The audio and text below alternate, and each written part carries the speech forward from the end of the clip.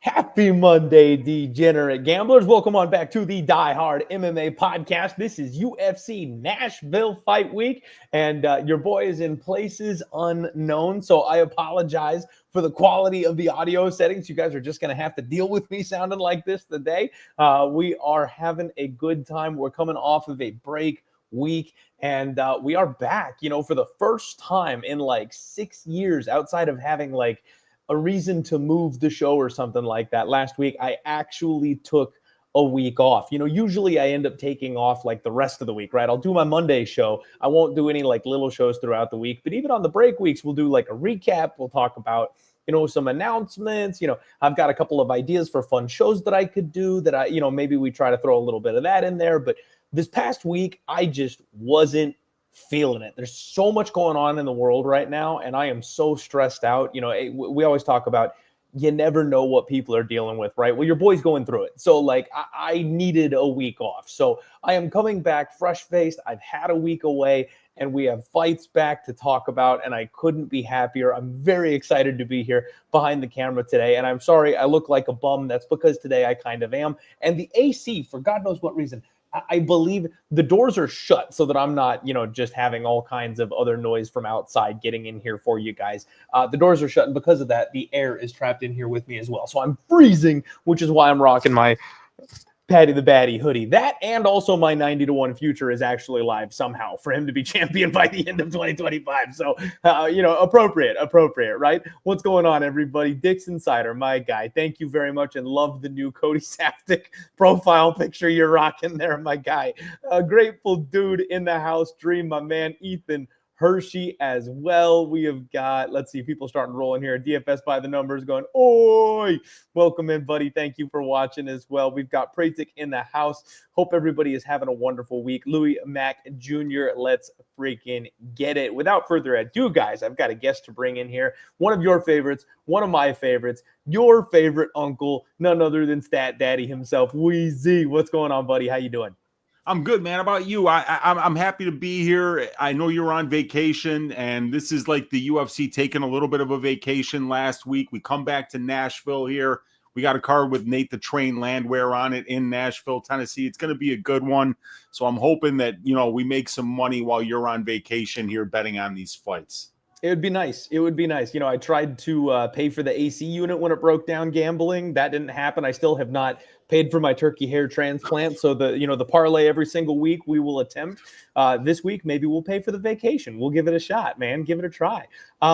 So break week, nothing to talk about for last week as far as, results or anything, but let's pretend for a minute, rewind time here. How'd you do at UFC 317?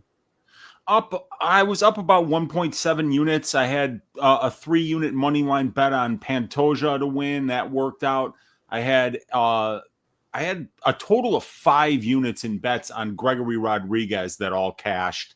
Ooh. And also had a couple bad bets though too. I bet fight goes to decision for Haider Emil versus Delgado, which lasted like 24 seconds. So only about 14 minutes and 36 seconds short of that one cashing.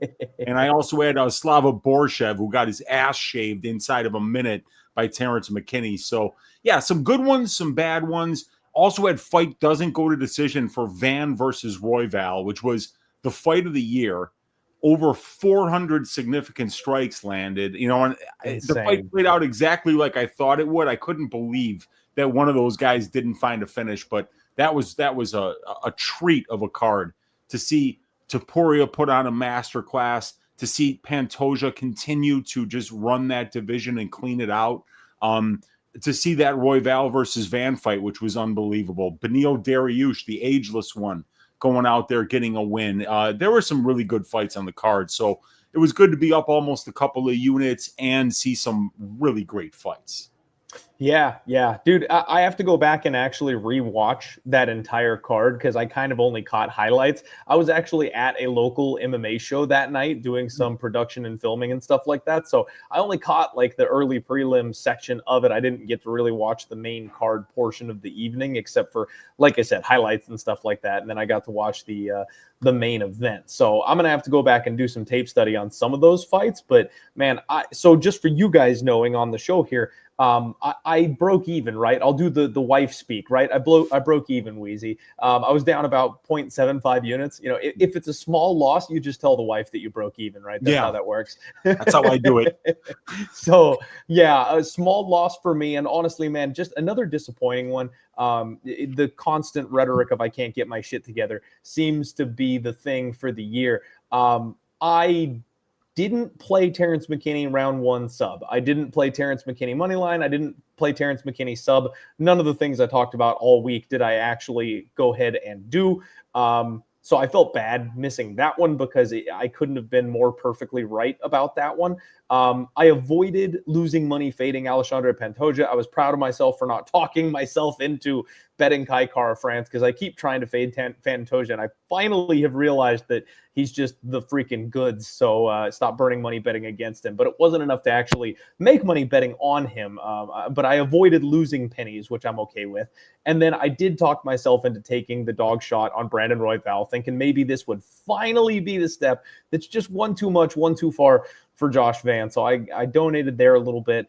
I played the Renato Moicano Benil Dariush under in that fight. I kind of thought those guys were going to kill each other. Betting on old men to finish inside the distance, that kind of is a bad look in hindsight.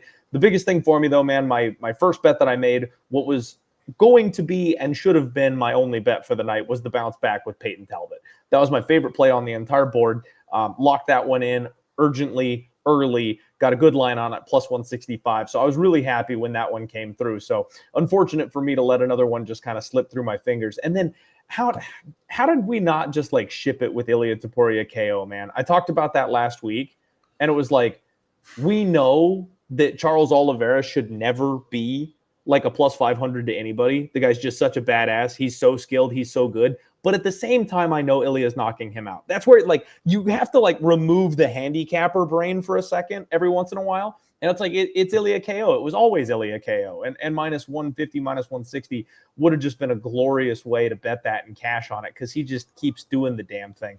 I'm allergic to doing that. I don't know why I can't comprehend sometimes when it's like, we all know it's going to happen. Chalk up just a little bit and get an easy win. Yeah, dude, I mean, I know my guy Brady just made a pile of money on betting those unders and Topuria 1, 2, 3 and all that stuff. And, you know, I had my capper brain on. You know, I'm saying to myself, he's moving up in weight class. He's never really fought a guy that's going to walk forward like Oliveira did. What if they grapple? You know, Oliveira is so tricky and so opportunistic, you know, and how is he going to deal? You know, because Topuria was already a small featherweight. Yeah. He's a puny lightweight, and he's just murdering these dudes. I mean, like, get out of this guy's way. Death touch, you know, man. I mean, I think he's probably going to be coming for, like, you know, the middleweight champion, then the light heavyweight.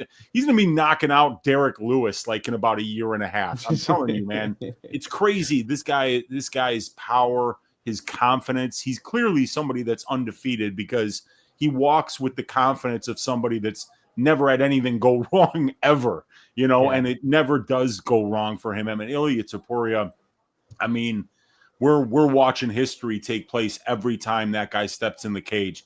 You know, what he did to Volk, what he knocks out Max Holloway, and then he ran through Oliveira, ran through him. You know, what's next for him? I don't know. I can't wait to see.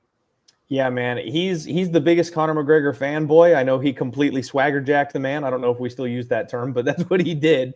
And he's even stealing his lines now at this point, doing the whole "rest my balls on your forehead" thing. Like, so but he could do it better than Conor, man. At this point, all he's got to do is stay away from the booger sugar. If Ilia Topuria never discovers cocaine, he will be a better champion and long-term success and star than Conor McGregor ever was if he keeps up this trajectory. There's one man, Weezy, one man who can save us from the evil reign of Ilia Topuria, send him back down to 145, and that's Patty freaking Pimblett. Cash me the plus 9D to 1, Weezy. Plus 9,000 is what I got back in January. I took a small flyer on Patty to win the title. So I'm hoping that the in-cage beef gets Dana to set this bad boy up for me. Let these boys face off in December for an absolute banger of a fight card to end 2025.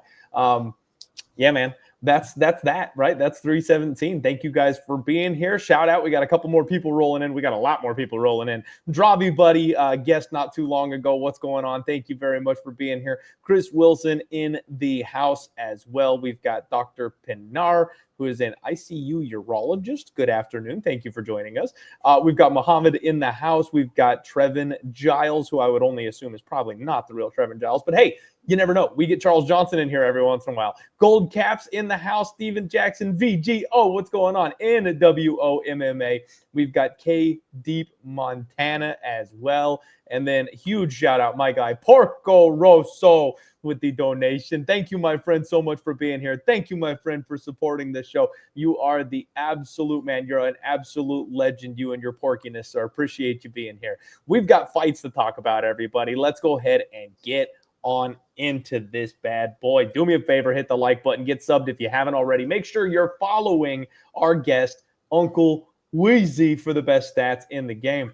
And let's get started. First fight of the evening. We've got the return of Fatima, the Archangel Kline. She is taking on Melissa Martinez.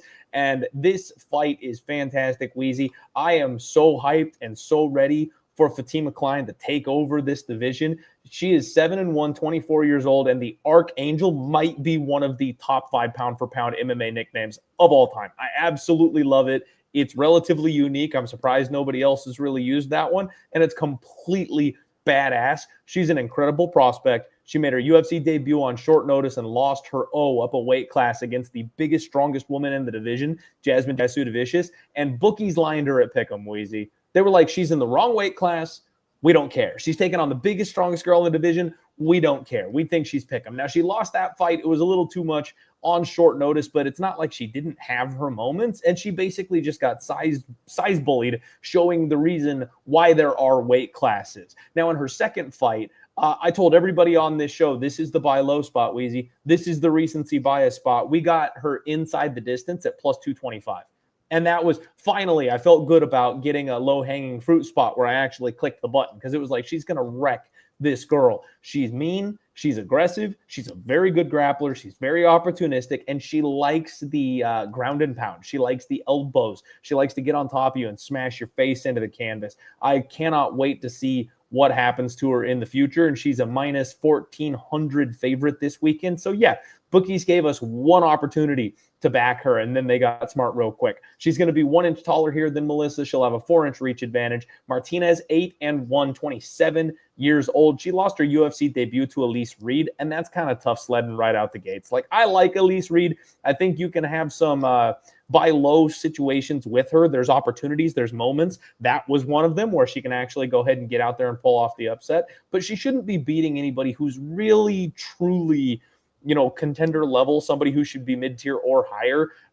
She's not going to beat those people, right? Elise Reed is kind of a cannon fodder fighter in this division. Now, Martinez did get a win against Elise Ardeline, who, she's the one who's got the massive TikTok following. Not a great win. She fought in Combate before she got to the UFC. She does feint well, knees up the middle. She has long legs, and she does have hard leg kicks. I kind of called her the female Davy Grant, Weezy. She kind of likes to stay on the outside and fire those, one at a time pot shot power shots, and she's got decent power for women's MMA, but she's got a 25% takedown defense rating so far through her 2 UFC fights. Guys, Fatima Kline is going to wax this girl. Like, she is going to take her down and absolutely slaughter her.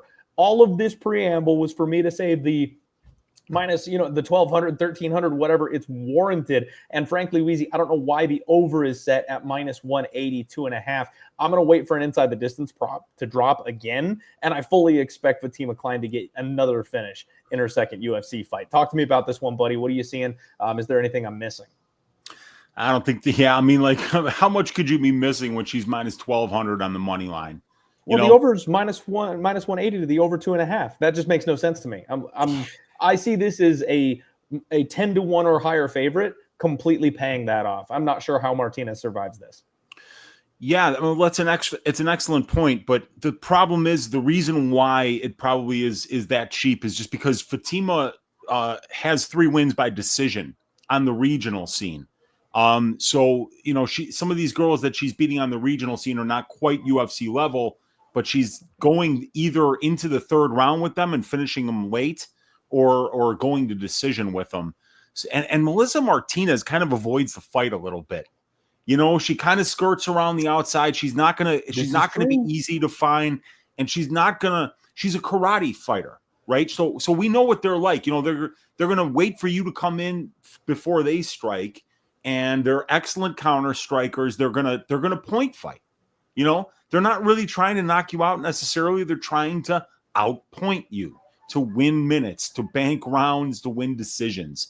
And I think that's what Melissa, we're going to see her doing more at this level, is not knocking these ladies out, but, staying on the outside and trying to win a point fighting battle. It's going to be tough against Fatima Kline, though. She switches stances. She looks good when she's striking. She kind of glides out there. She looks confident. She looks technical, and the stance switching can cause problems and set up good takedown entries. So, yeah, I think Fatima's going to get the job done here. If you're getting taken down 3 times by Elise Reed in 1 round and, eating significant ground strikes and giving up multiple minutes of control time, Elise Reed's the worst grappler in the division. She's the hole in her game, Weezy. Yeah. I can't believe it. I mean, I had a bet on Elise Reed in that fight because I thought she could outstrike Melissa Martinez. Same. And in the 3rd round, when she got a takedown, I remember going, no fucking way. I even said it out loud. It's like, did she just take this girl down? I wasn't expecting that. And she wound up getting some minutes on top and banked that 3rd round and won the fight because of the wrestling success she had in the 3rd round. So if Elise Reed's doing that to you, and another thing too, Melissa Martinez, I believe, if I'm not mistaken, has fought twice in the last 5.5 years. Twice. Fatima Kline has 8 fights over the last 4 years. So we got a big activity advantage on the Fatima Kline side as well. So I think that she's going to be very competitive at distance striking range. And once she does get takedowns, I don't think that this fight's going to be close. So yeah, potentially could be a nice Kline inside the distance spot here. Yeah, if they give me a decent number on it, man, I would think they have to. With the over 2.5 right now sitting at minus 180. I mean, the under 2.5 is plus 140. You would hope with the one fighter being the one favored, you can get around, I don't know, plus 180, plus 200, something in that ballpark. I don't know if they'll give us quite the plus 225 that we got last time out, but I will be eyeballing the inside the distance prop. Let's keep it rolling, man. Next up, we have got Mike Beast Boy Davis, and he's taking on Mitch Ramirez. And we've got another absolutely massive favorite here on this one, Weezy. And this is one that I'm not going to lie, kind of has me feeling a little spicy, feeling I didn't bring my tinfoil hat with me on vacation, but I might have to dig it out, man. Mike Davis, 11-3, 32 years old. He is coming off of Paintgate.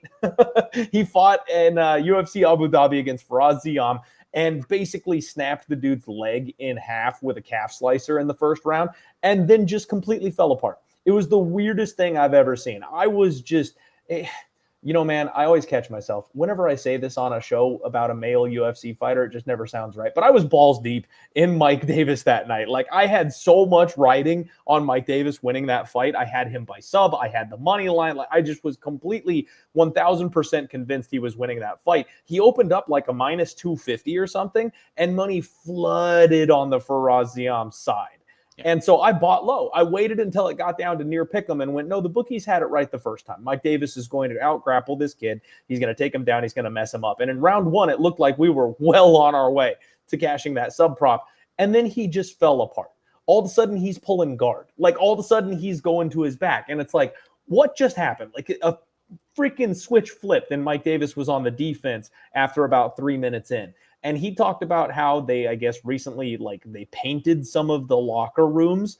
People are thinking that it might be like a tampering situation where some of the fighters that weren't supposed to win, they painted their rooms. And he said that he felt like he was breathing through a tube. And frankly, he's fought injuries, man. That's been kind of a big thing with Mike Davis. At 32 years old, he's not a young 32. He's an old 32. Like, this guy has pulled out of fights consistently and regularly. He's been injured a lot. And shout out Locker Room in the chat. He did an interview with him. He said Mike Davis was hurt, and he told me, which frankly, man, that frustrates the hell out of me because, you know, going into the fight, all we hear is how healthy you are and how you're ready. You're in the best shape of your life, this, that, and the other. We're blaming it on paint. And then you find out, oh, I was injured. And, you know, afterward, hindsight, I had an injury. It's like, man, so that's where, you know, fighter interviews, you can only take them for so much. But that's where I'm like, I will never trust a Mike Davis interview ever again because, like, he's, you know, he told me he was 100% geared and ready to go. He was 1,000% in shape. He was the best shape of his life. He's ready to go out there and get a finish. And then we find out later that's not the case, and he nearly died in round one. So that's the kind of thing where I'm like, man, I can't trust the guy at this stage. And he's, of course, talking about, you know, wanting to be a streamer and his content creation and his brand and all that kind of stuff. And it's, you know, I always want fighters to have a safety net. They've got a life after fighting. I know they need to get set up for. So I'm not going to knock anybody for being smart and building something outside of the cage. But I'm at that point where I wouldn't be surprised if Mike Davis hangs it up. Like, I wouldn't be shocked at all if Mike Davis is done sooner than later, because outside of the cage is just, it's calling to him, and inside the cage, his performances are really, really dipping, man. I go back to like the Slava fight, and it's impressive he was able to hang in the way he did, and he chained takedowns, and he got like 9 of them on Slava or something. But realistically, people are out here running through Slava. Like, for him to be hanging on for dear life, he got his face fractured by Slava that night. Like, he got busted up on the feet, and he just was desperately hitting takedowns to survive that fight. That's a bad look. That win has aged pretty horrifically over the last little bit. His opponent, Mitch Ramirez, 8-2. He's 32 years old. He's 0-2 in the UFC at this point. But he's a bit of a weird story. And I do apologize. I'm going to have a lot to tell you guys on this fight because there's weird moving parts here. Lost his fight on Dana White's Contender Series. But context. At 170 pounds to Carlos Prates. Like, okay, so we can give you a little bit of a pass for that one. He drops to 155. He wins his first fight at LFA pretty dominantly, and then he gets signed on short notice to fight Thiago Moises. Now, he comes in against Thiago Moises, and he looked pretty bad. He got taken down, he got controlled, he got his back taken, and then he got TKO'd in round 3 via leg kicks. Awful performance. And we're thinking, okay, this guy's a complete bum. However, it turns out he's got a heart condition, Wheezy. And I guess it was one of the worst weight cuts of his life. He cut 30 pounds for that short notice fight to make it. So he was like, I was tired in the second minute of the first round. Like, he was just completely dead out there right out the gate because of what it took for him to get in the cage. So I feel like we have 2 losses under the UFC banner, and neither are likely the real version of Mitch Ramirez. Now, he's training with Court McGee. I feel like that's a pretty good place to be. He's a very tanky human being, very strong, very physical. He's got veins popping out everywhere. I feel like he's probably on some very good supplementation. He's got big, powerful takedowns. And the problem for me is he does a lot with sheer force and power. It's not so much technique. It's not so much skill. It's blast double legs. It's big winging hook. He reminds me of Dricus du Plessis. Like, when you watch him fight, it's all wrong. Like, everything he does is wrong. But as soon as he touches people, he hurts them. As soon as he gets his hands on people, they go flying. Like, there's a physicality about this guy that I think can make a bit of a difference. And if you go back and watch, like, the weigh-ins and the face-offs, dude, he towered over Thiago Moises. At 155, this guy is huge. So, man, I'll be honest with you. I say this a lot, but never do much with it with these types of numbers. This is dog or pass. Like, Mike Davis, I think, is potentially fragile at this point in his career. I think he's very close to hanging it up and calling it a career. Mitch Ramirez is a guy who I think is way underrated compared to what he's actually capable of. Now, does that mean he's going to be meeting a guy like Mike Davis regularly? No, I'm not saying that. But at plus 650, I feel like I got a sprinkle. Like, I feel like KO, I feel like plus 650 money line. Like, those are things I could be talked into just having a little taste of this week, because I cannot trust Mike Davis after his last couple of fights.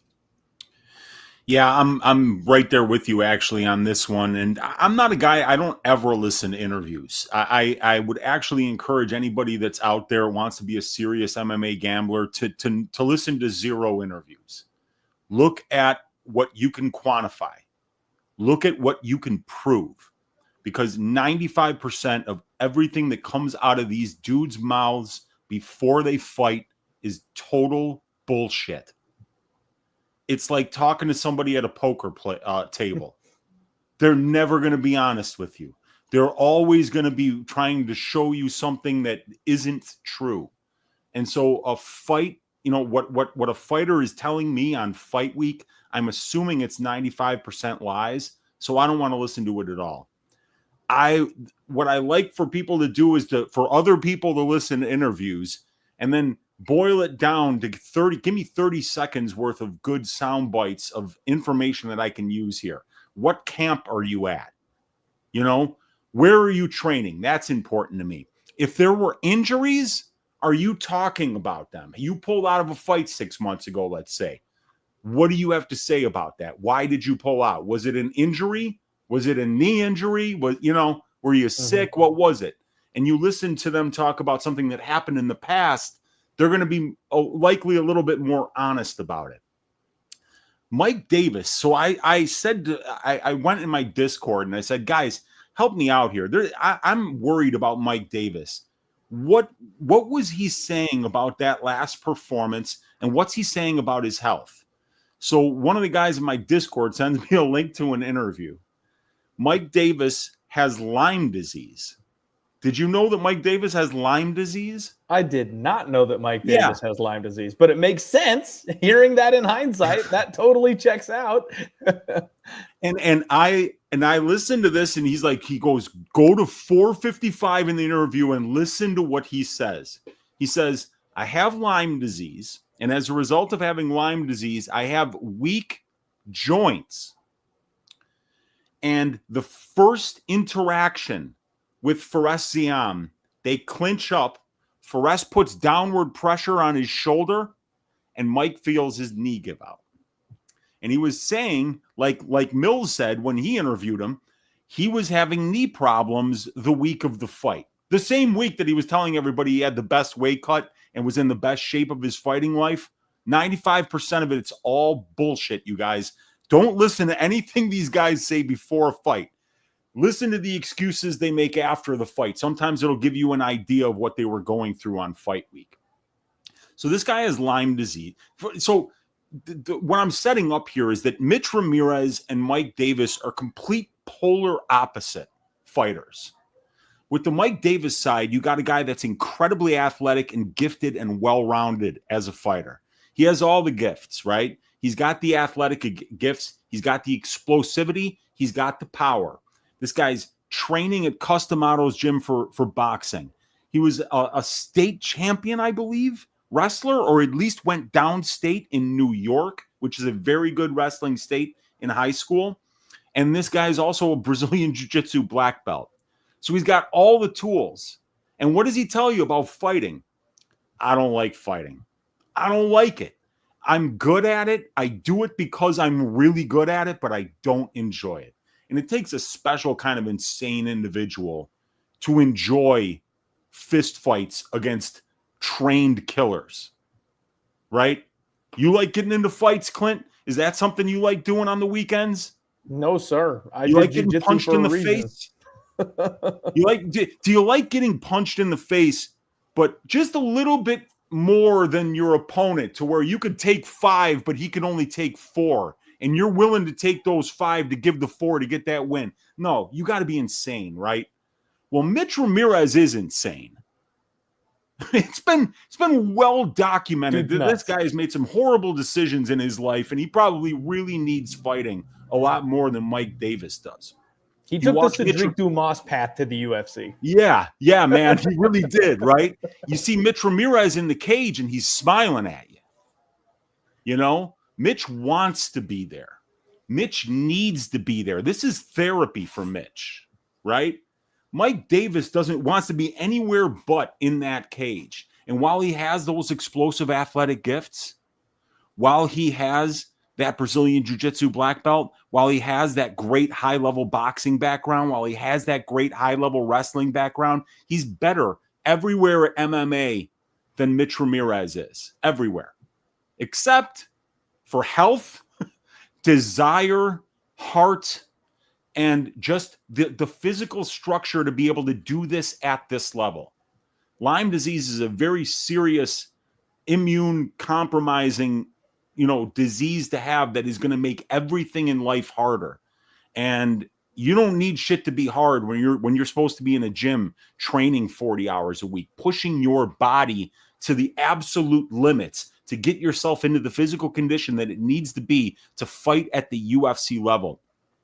Mike Davis is a minus 900 favorite. That indicates that the betting markets are saying he wins this fight 90 out of 100 times.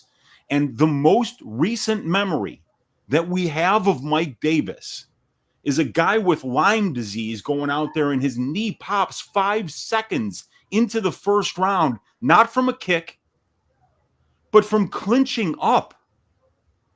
So I just want to say that I think Ramirez is the side. I might even throw a half unit on him, not because I think he's better at MMA anywhere than Mike Davis, but because I think he might not last 15 minutes.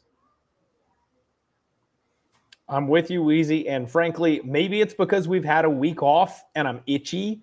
Maybe it's because I'm an insane person and I just like getting kicked in the balls repeatedly.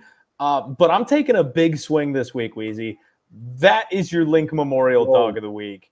I am coming off of getting the bounce back on Peyton Talbot, who is a blue chip prospect who I've been telling everybody to not buy the fact that he got fraud checked. He's coming back. He's still going to be the next big thing. Now I'm scraping the bottom of the barrel here, and I'm saying the biggest dog on the board this week is going to be the one coming through. Mitch Ramirez is going to beat Mike Davis. Like you said, Weezy, I think he's going to come out and much like somebody that we will talk about a little bit later on the card, he's going to go full Nate Landwehr. He's just going to want it more. Like, I think that's how he wins this fight. He's going to get taken down in round one. But in round two, he's going to be big, he's going to be strong, he's going to be fresh. And unlike somebody like Faraz Yam, who likes to skirt the outside of the cage and skip around a whole bunch, this guy's going to punch Mike Davis in the mouth. Now, don't get me wrong, you guys. Mike Davis could win this fight via first-round sub.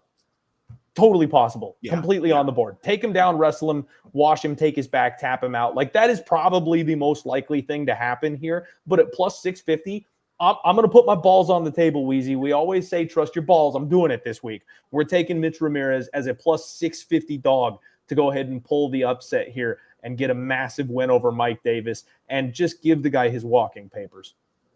Ethan Hershey is trying to kill me. He wants to do a shot bet and put 20 shots on it. Ethan, my friend, we're not kidding. Nobody's getting killed here on this one. I'll accept the shot bet, but 20 shots, my God, my friend. Like max 3 shots, man. Maximum 3 shots, dude. I think he's saying he'll take 20 and you only have to take 1 because he'd be taking Mike Davis, who's a minus 900 favorite. I don't need the video of him like power slap passing out and whacking his head on the table as he passes out trying to get through the content creator kills fan in bet gone wrong. Yeah, the headline writes itself. All right, Ethan. 3 shots, you got it. I'll do my 1 to your 3, my friend. You can have the chalk on this one to get right. Worst case scenario, I'm doing a shot for fun next week with you. Okay. Oh my gosh. Yeah. I love it, Weezy. No, I'm going to take this stab, man. I'm really going to. Mitch Ramirez plus 650. Bet Online has him by knockout at 10-1. I'm hoping that stateside we get an even better number than that. I mean, at plus 650, you can't really get much more meat on the bone, but I'm sure going to try. Yeah, might as well, man. Hey, it's plus 600. It's not like you're out here saying that Mitch Ramirez is better everywhere than Mike Davis. You're saying like, hey, look, this guy, and everything that we've said about Mike Davis today has come out of his own mouth. Everything that we've said about Mike Davis today is shit that Mike Davis has said himself. I don't like being in there. I'm not healthy. I have Lyme disease. He's fought like 4 times in the last 5.5 years. I don't want to lay minus 900 on that. No, that's insane to have somebody talking like that and then put your hard-earned money on them, especially at that kind of a number. Will he probably win because he's the much better fighter? Yes. But at that number, I got to take the shot. We'll see if there's one more letdown.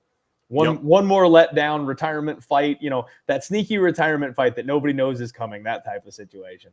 All right, let's move along, man. Next up, we got heavyweight action. And this is just like a trash women's MMA and heavyweight combo type card. I expect lots of violence, and that should be fun. Kennedy Nzechukwu takes on Valter Walker. And these two guys I just never expected to see in the cage with each other, man. This is a weird one. So Kennedy, I'm still getting used to Kennedy moving up to heavyweight. I was a big fan of Kennedy at 205 until we figured out that, he doesn't have the greatest defense. And behind that defense, he doesn't have the greatest chin. And now we've got this weird situation where Kennedy has moved up to heavyweight. He has beaten exactly Chris Barnett and Lukas Brzeski. And all of a sudden, people are raving about how good he is. And I'm like, you know what? Let's pump the brakes just a second here. Kennedy's a minus 205 favorite. Valter Walker is the plus 170 underdog. And I want to give Kennedy his flowers, man. I love his overall skill set.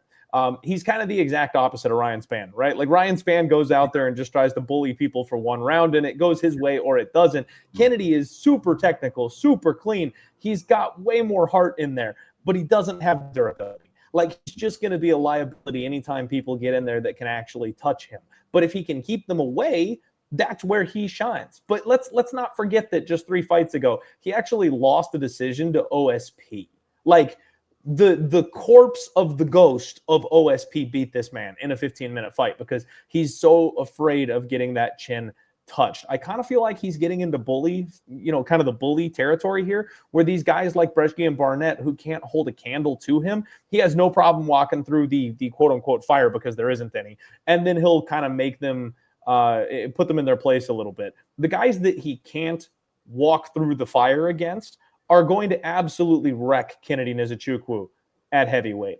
I like his length. I like the teep kicks. I like the knees and elbows. He Homer Simpsons his way through fights. He's got 80% takedown defense, and that's really kind of the key here in this fight. Valter Walker, the clean monster, 27 years old, not like his brother whatsoever. It actually seems like he's got a pretty much brick for a head. He's very tough. He's very durable. He's a grinder. He wants to get in there and drag you with the body lock, take you down, get on top of you. He makes you carry his weight. He's got back-to-back wins via heel hooks specifically. So he went from being a wrestler. Most wrestlers, guys, like the arm triangle. They want to climb you, they want to get on top of you, they want to be heavy, and then they choke you out from that dominant position. This guy went the opposite direction. He learned how to do a heel hook, and that's all he's got in the arsenal, apparently. No striking, no ground and pound, very uncomfortable on the feet, but if he gets you on the mat, he will go hunting for ankles. I don't know that that's going to work very well against Kennedy Nzechukwu. However, I also think that if Valter takes a big deep breath and hurls an overhand, he could knock Kennedy clean out, man. I really feel like he could just straight up pop this guy on the button and call it night-night, get his first knockout in the UFC ever. Maybe his first knockout not being ground and pound in his entire career. I actually also think that, and this hot takes all over the place on this one, Weezy. I think Kennedy Nzechukwu by submission is something that we should probably look at this week because he's got that front choke series.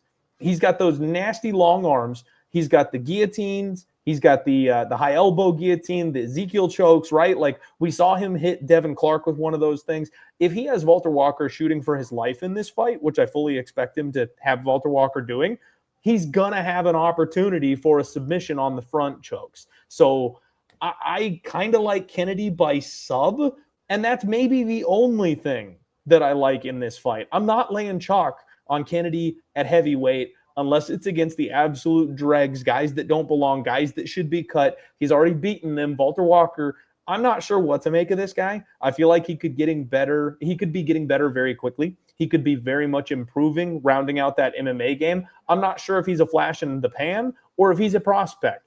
We'll find out, but I'm not trusting Kennedy at minus 200. Yeah, I think Kennedy is a good fighter, and I think he's going to have a really good run at in the heavyweight division. I mean, it's so thin up there, man.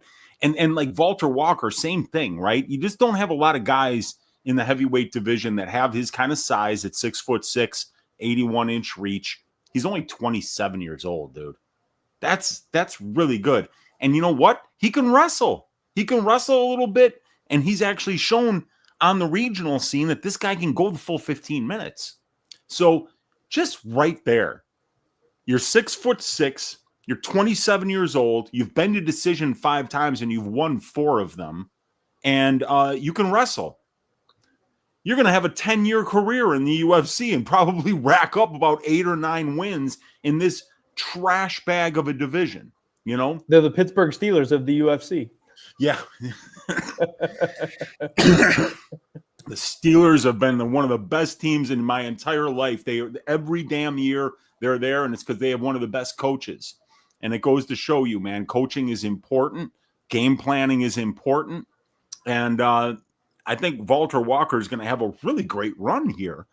But I don't like this matchup for him. Kennedy's not going to get tired. Kennedy has faced way better grapplers. He's been in there with Paul Craig. He's been in there with Danilo Marquez, who's a black belt under Damian Maia. Marquez had his back for like 9 minutes. Never got anywhere close to getting Kennedy out of there. And then he got knocked out in the 3rd round. You know, we saw Paul Craig have to take him like 13 and a half to 14 minutes to finally find a submission against Kennedy. And don't forget, dude, during that fight, like Kennedy was like 26 years old and had something like 8 professional fights going in to fight Paul Craig. And he was fighting off those submissions. So I look, Kennedy's a way better athlete. He's the much better striker. He's got the better cardio. He's faced the much better brand of competition. He's got the much better wins as a professional. I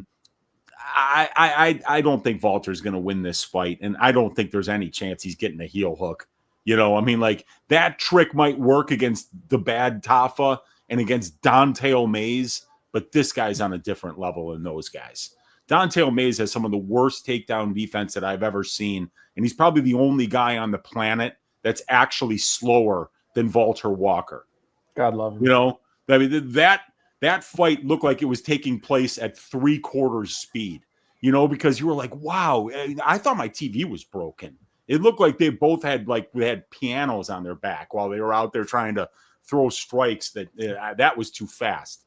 You know, so I don't think Walker's going to be able to get him down and keep him down.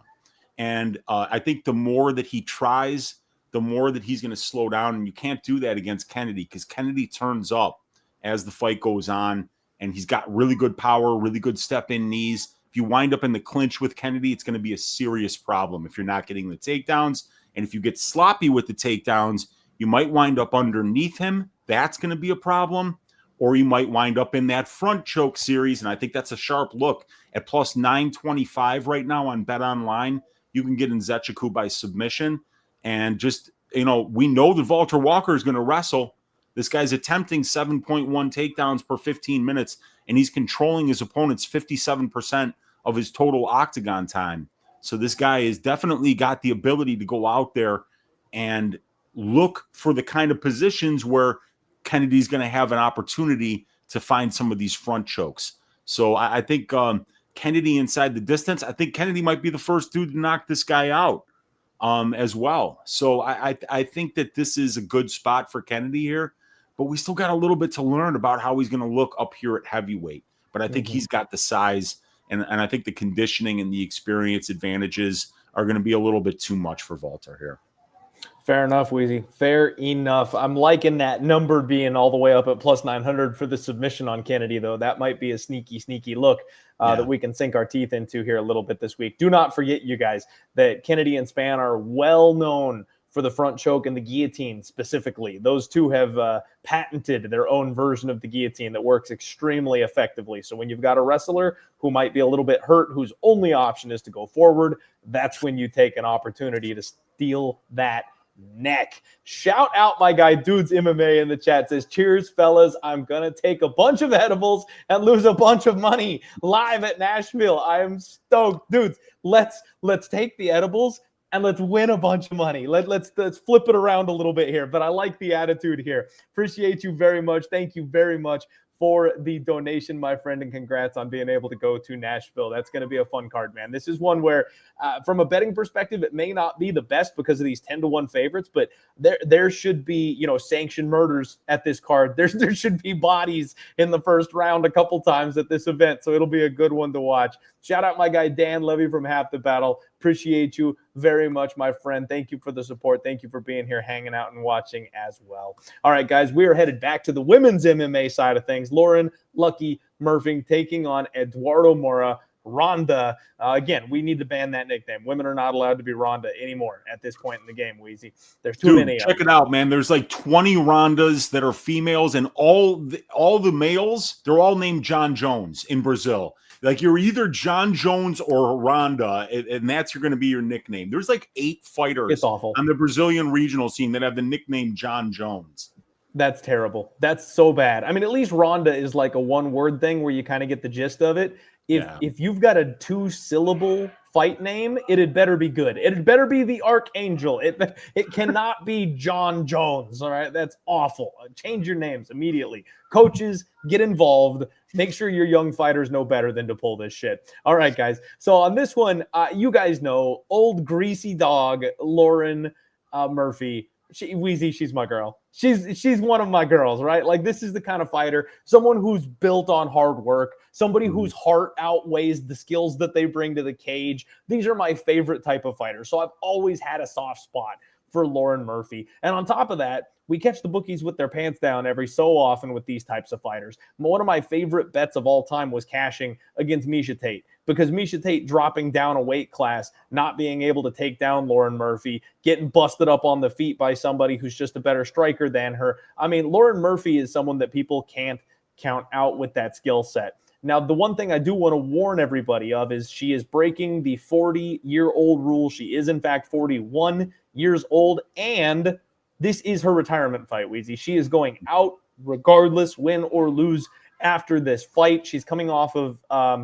a decent layoff here, about a 2-year layoff after her fight against Jessica Andrade. And frankly, she's old and slow, Weezy. I mean, Jessica Andrade is not who she used to be, but she looked like Anderson Silva out there. Like, she was so fast, she was so quick, she landed everything she wanted to. Lauren Murphy's face was lumped up, swollen, and bruised, and there was just a significant speed advantage there. It was pretty crazy watching her go from upsetting the apple cart with Miesha Tate dropping a weight class to getting the brakes beaten off of her against Jessica Andrade, who only has success at 115 pounds. So it was a pretty wild swing in her last 2 fights there. But really, the big thing for me, I think, was the speed. If you're bigger and you're slower, she can hang out with you. She's got a long, stiff jab on her. She doesn't have overly technical striking, but for women's MMA, she's got serious power. She's very tough to take down. She's very physically strong, and that's kind of the thing. Miesha went 0 of 7 on takedowns, Weezy. She found out real quick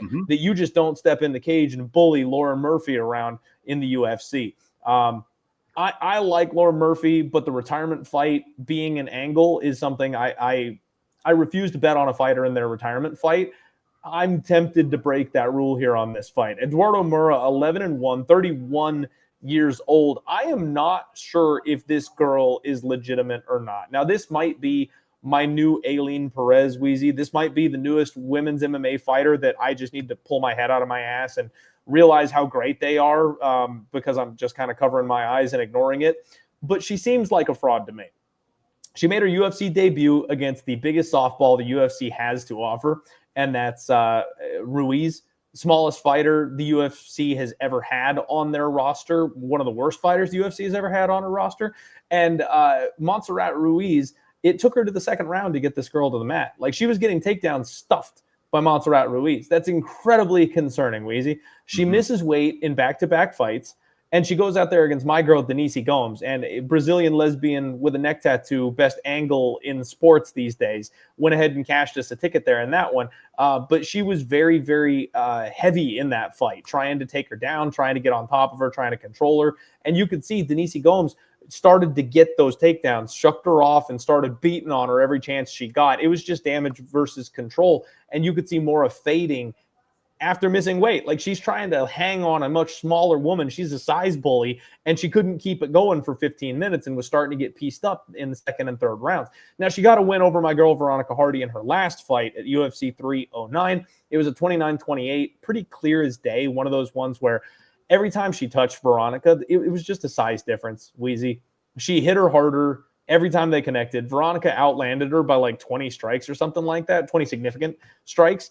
And it just didn't matter because every time they connected, Eduardo Moura was sending Veronica Hardy flying. Now, I feel like Veronica Hardy and Montserrat Ruiz fit in kind of the same category. Veronica Hardy has health conditions and health issues that prevent her from cutting down to 115 pounds where she belongs. Like, she really should be down at 115, but she has to fight at 125 because she can't make that cut healthy. Now, Eduardo Moura is going to be taking on this absolute brick wall that is Lauren Murphy. Man, if this was 2 years ago, if she was 38 instead of being 41, like, this would be the spot where I take a stand with Lauren Murphy. The problem is she's going into this fight knowing full damn well that she is retiring. She's taking on essentially a younger version of herself, somebody who's just going to be big and physical and size bully her way around the cage, trying to take her down. Lauren Murphy has never been submitted. So I'm going to say this is a greasy-ass Eduardo Moura 29-28 decision where they trade, they land some hard shots. Maybe she gets a little clinch control, something like that. But at the end of the day, Lauren just looks a little too old to be in there these days. Minus 600 for Eduardo Moura. You guys, this is your PSA for the week. Do not lay minus 600 on Eduardo Moura. I think this fight's going to get real greasy, Weezy. I will be tempted on the plus 3.5 spread or plus 5.5, whatever they end up giving us on the spread. I'm not able to actually say that Lauren Murphy is able to go out there and get the win here. I don't think she'll win this fight, but I think she'll compete. I think she'll make it close, and I'm not sold on Eduardo Moura. So I'll say Eduardo Moura by decision. Yeah, Lauren Murphy plus 3.5 points handicap is plus 200. Wow. And I got to tell you, man, I taped the Moura fight last night after Stat Diggers at probably about 2 o'clock in the morning. And I watched the Hardy fight and the Gomez fight. And I was like, holy shit, how is this woman minus 600? There's no fucking way. So, look, trends are such an important part of how a betting line gets priced. Okay? I'm not sure where Eduardo Moura is a better fighter than Lauren Murphy. She doesn't have better wrestling. Her Brazilian jiu-jitsu is probably better. Her ground and pound is probably better. Her striking is so fucking bad, dude. It's so bad. I track distance striking numbers. It's a big part of my capping process is, you have to know what the striking numbers look like when they're not in control time positions, because when you separate them, they can often look very different, and you can really find where a fighter's strengths and weaknesses lie when it comes to where they're going to win minutes and moments. Distance striking statistics are so important. Now, the average amount of distance strikes landed per minute in the women's strawweight division, in the women's flyweight division, is 5.5 per minute. Eduardo Moura lands 2. So every 30 seconds that the fight is at distance striking range, Eduardo Moura is going to land 1 significant strike.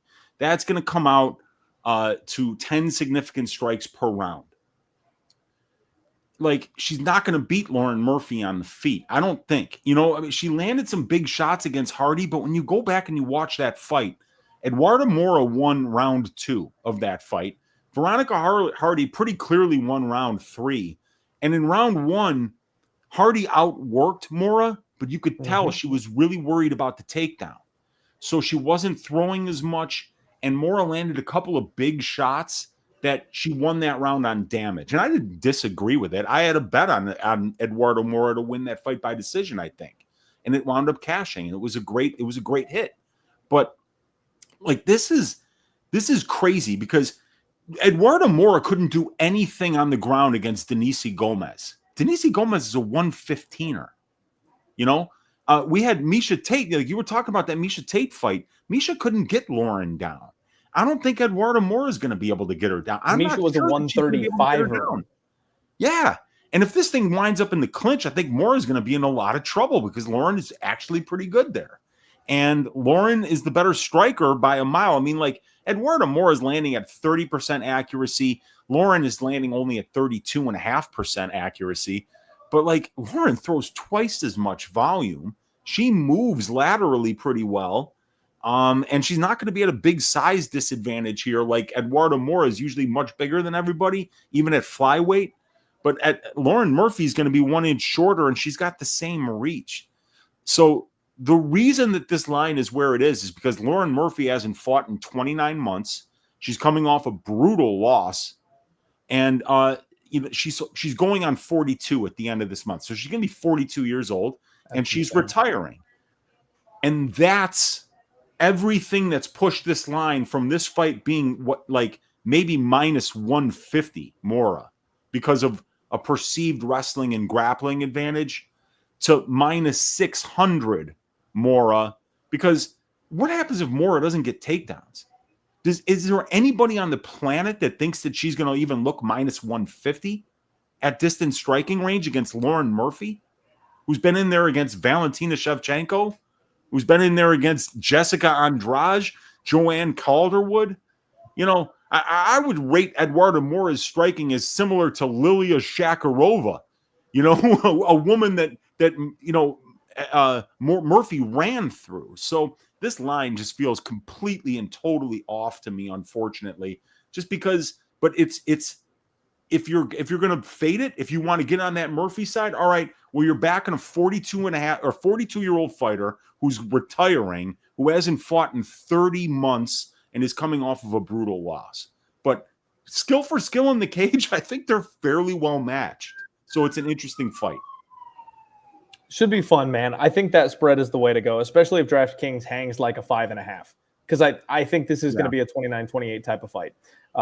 If I could get a 5.5 or even the plus money on the 3.5, I'll be tempted to take a poke at something like that. So I'm glad I'm not insane. I'm glad you're kind of agreeing with me here on this one. The big concern for me is that the ever durable and always iron Lauren Murphy at 42 years old may not be the same. And even if she trades with this young buck on the feet, they go power for power, it might finally be time, just because she hasn't been punched in the face for 3 years now. You know what I mean? Like, that's the big concern for me with these age type of fighters, because they're trying to get Eduarda Moura a win. Like I said, rewind the clock 2-3 years ago, and this is a Lauren Murphy play for me all day. I know better than to put my money on a 42-year-old these days, though.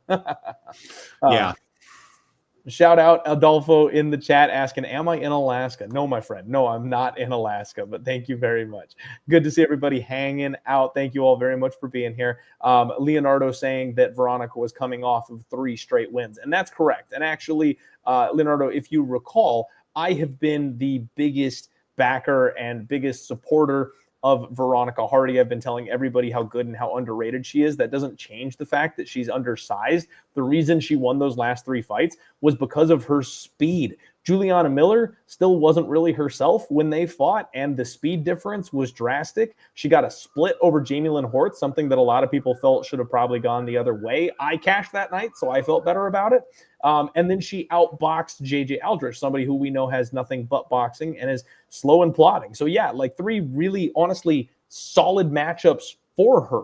And then she ended up getting beat in this one on simple power strikes alone. It was a very Jose Aldo performance from Eduarda Moura, where the fight could have been scored for Hardy. However, every time she got touched, it was apparent there was a power difference.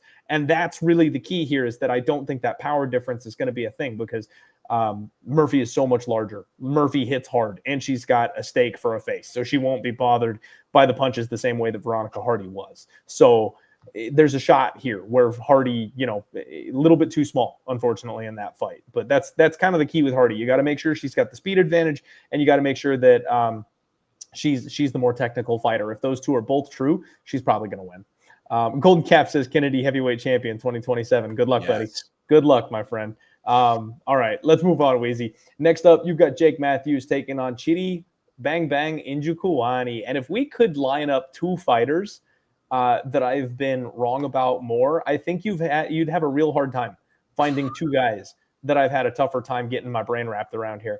Jake Matthews is 30 years old, and he's currently riding a 3-1 in his last 4 type of win streak. And I have said this before, Weezy. I have proclaimed this with my whole damn chest. I fully believe that Jake Matthews is mid. I just don't think he's that good, man. He don't get me wrong. He's got all the tools. He's got all the pieces, right? He's got good boxing. He's got decently fast hands. He's a BJJ black belt. He was super young when he made it to the UFC, so we've watched him kind of grow up and fight tough competition and develop and grow in front of our eyes. He's actually a pretty decent wrestler as well. However, he never uses it. The guy ends up playing jiu-jitsu all the damn time. He will not shoot takedowns. He will not use his wrestling offensively. And you even go back, I was talking in a couple weeks ago, we were breaking down Phil Rowe. Phil Rowe beat him that night, Weezy. It was one mistake. Phil Rowe got a little high on his back and fell off in the 3rd round. That was the deciding factor of the entire fight. But Phil Rowe should have won that fight. So Jake Matthews kind of exposes Francisco Prado a little bit in his last fight. He beat Darius Flowers before that. I mean, the Darius Flowers win means absolutely nothing. So he could be on a very, very different streak in his last 5 fights. Lost to Matthew Semmelsberger. Don't care about Darius Flowers. Lost to Michaels Morales. I won't hold that against him, but should have lost to Phil Rowe. And then decisions, Francisco Prado. So I am firmly in the camp of Jake Matthews, his kind of ceilinged out at 30 years old. And I think we've seen the best of him. So he is what he is. Now, Chidi Njokuani on the other side of things, 25-10-0. This guy's 36 years old, and I've had a tough time with him. He dropped down to 170 pounds, and since then has rattled off a 3-fight win streak. He beat Reese McKee. Very close fight. Pretty clear 29-28, but some bozo out there scored it for Reese, even though he almost killed Chidi in the 3rd round. Jared Gooden out of the UFC. And then he goes out there and finishes Elizeu Zaleski dos Santos. I mean, what a wild swing of things. I never thought that this guy would finish someone like Elizeu Zaleski dos Santos. Now, to be fair, he missed weight in that fight. And that raises the questions here, Weezy. I truly never understood how Chidi got down to 170 pounds. It made just no sense to me whatsoever how he was able to cut that much weight and get his body down that far. Well, now he's starting to miss weight. Now he's getting older. I think that weight cut is going to take its toll on this man. I don't know that he ever makes 170 ever again. And if it does, I got to wonder what it's going to take out of him.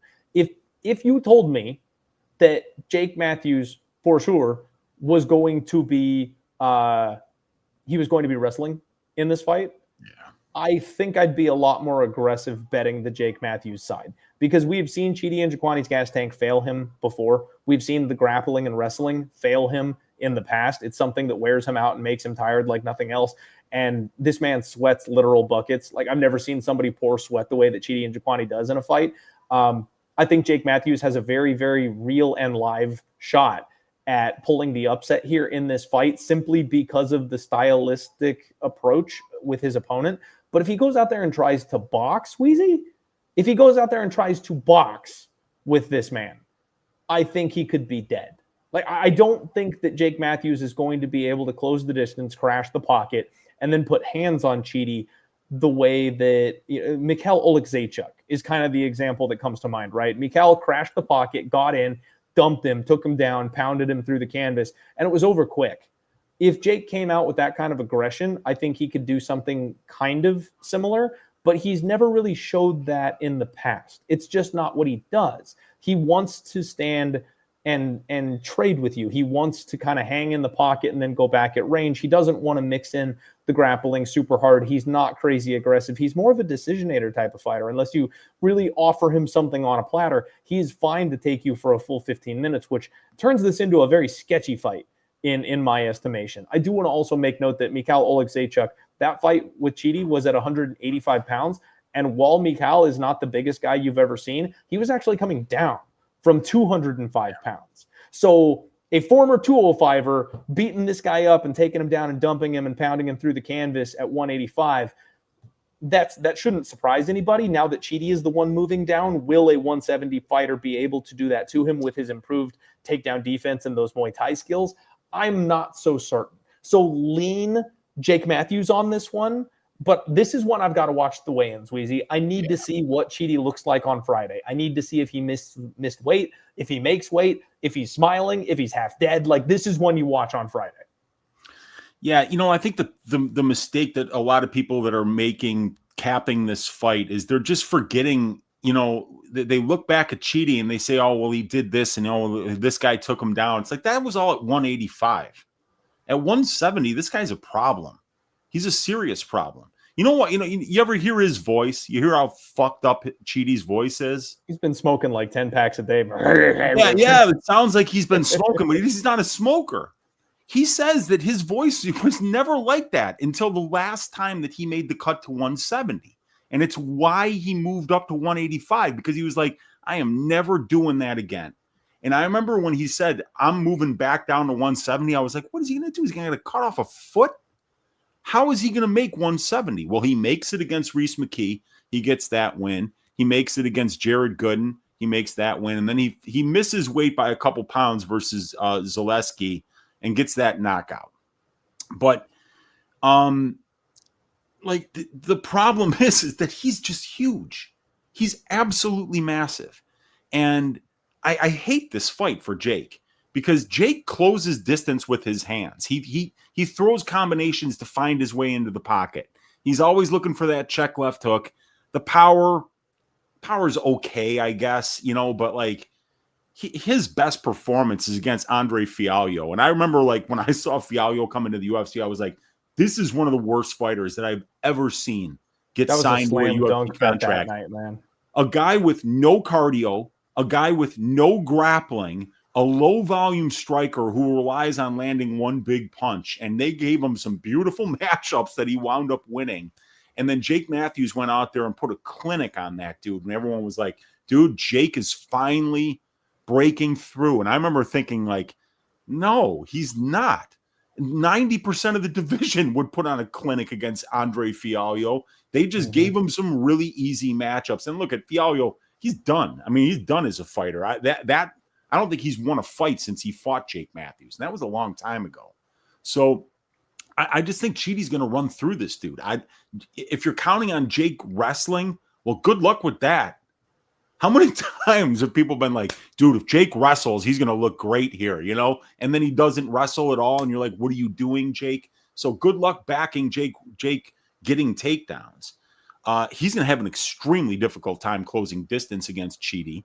Chidi's 6'3" with an 80-inch reach, and he uses his kicks so well to maintain range. So you have to crash the pocket on somebody like Chidi. And what happens when you crash the pocket?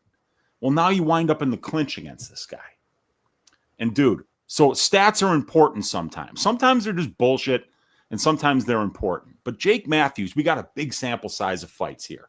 And there's only one guy that you could have on your show that could give you clinch striking numbers. And that's me, your Uncle Weezy. Yes, sir. Well, over 21 fights, my man. This guy has landed a grand total of 64 clinch significant strikes and absorbed 95. So over a massive sample size of like 250 minutes of UFC octagon time, Jake Matthews is getting chewed up in the clinch and like getting no offense off there. Chidi Njokuani, on the other hand, has landed 121 significant clinch strikes and only absorbed 36. So he's landing almost 80% of the offense in his fights that happens in the clinch. And he's got knockouts from there. He absolutely iced poor Dusko Todorovic with a clinch elbow. Remember that clinch knee that finished Zaleski dos Santos in the last fight? Do you remember what he did to Jared Gooden? Unfortunately, yeah. Dude, let me look at I bet Jared Gooden that night. Clinch strikes against Jared Gooden. He landed 56 significant clinch strikes in that fight. That's bonkers. He absolutely pounded Gooden. Gooden's one of the only guys in the division that would have actually made it through that. So I think at distance striking range, I think Jake is fucked. I think in the clinch, I think he's fucked. And I don't, he might get a takedown. I mean, but I doubt it. I mean, guys like Albert Duraev was having a hard time taking him down at 185. And the thing that people say, like, oh, Oleg Sejcek knocked him out. Dude, Oleg Sejcek has got a brick for a head. He's incredibly durable. And Chidi had him in all kinds of trouble in the first round. If he lets those hands fly. Yeah, if that's Jake Matthews. Now, Jake Matthews is very, very durable. Obviously, he's never been knocked out on the feet. He got ground and pounded once in his UFC career, but he's a very durable guy. But he's been dropped a lot. Semmelsberger dropped him 3 times. And Chidi hits harder than that, dude. You know, and like I say, the clinch is where I think that Chidi really sets himself apart here. So I like Chidi. The line's getting a little bit wide right now at -160. I'm expecting actually a little bit of money to come in on Jake. And if it does, and I can get this line a little bit cheaper, I'll do it. But right now, it's just a little bit wide for me because I still need to see Chidi on the scale. I need to make sure he's not dying on Friday.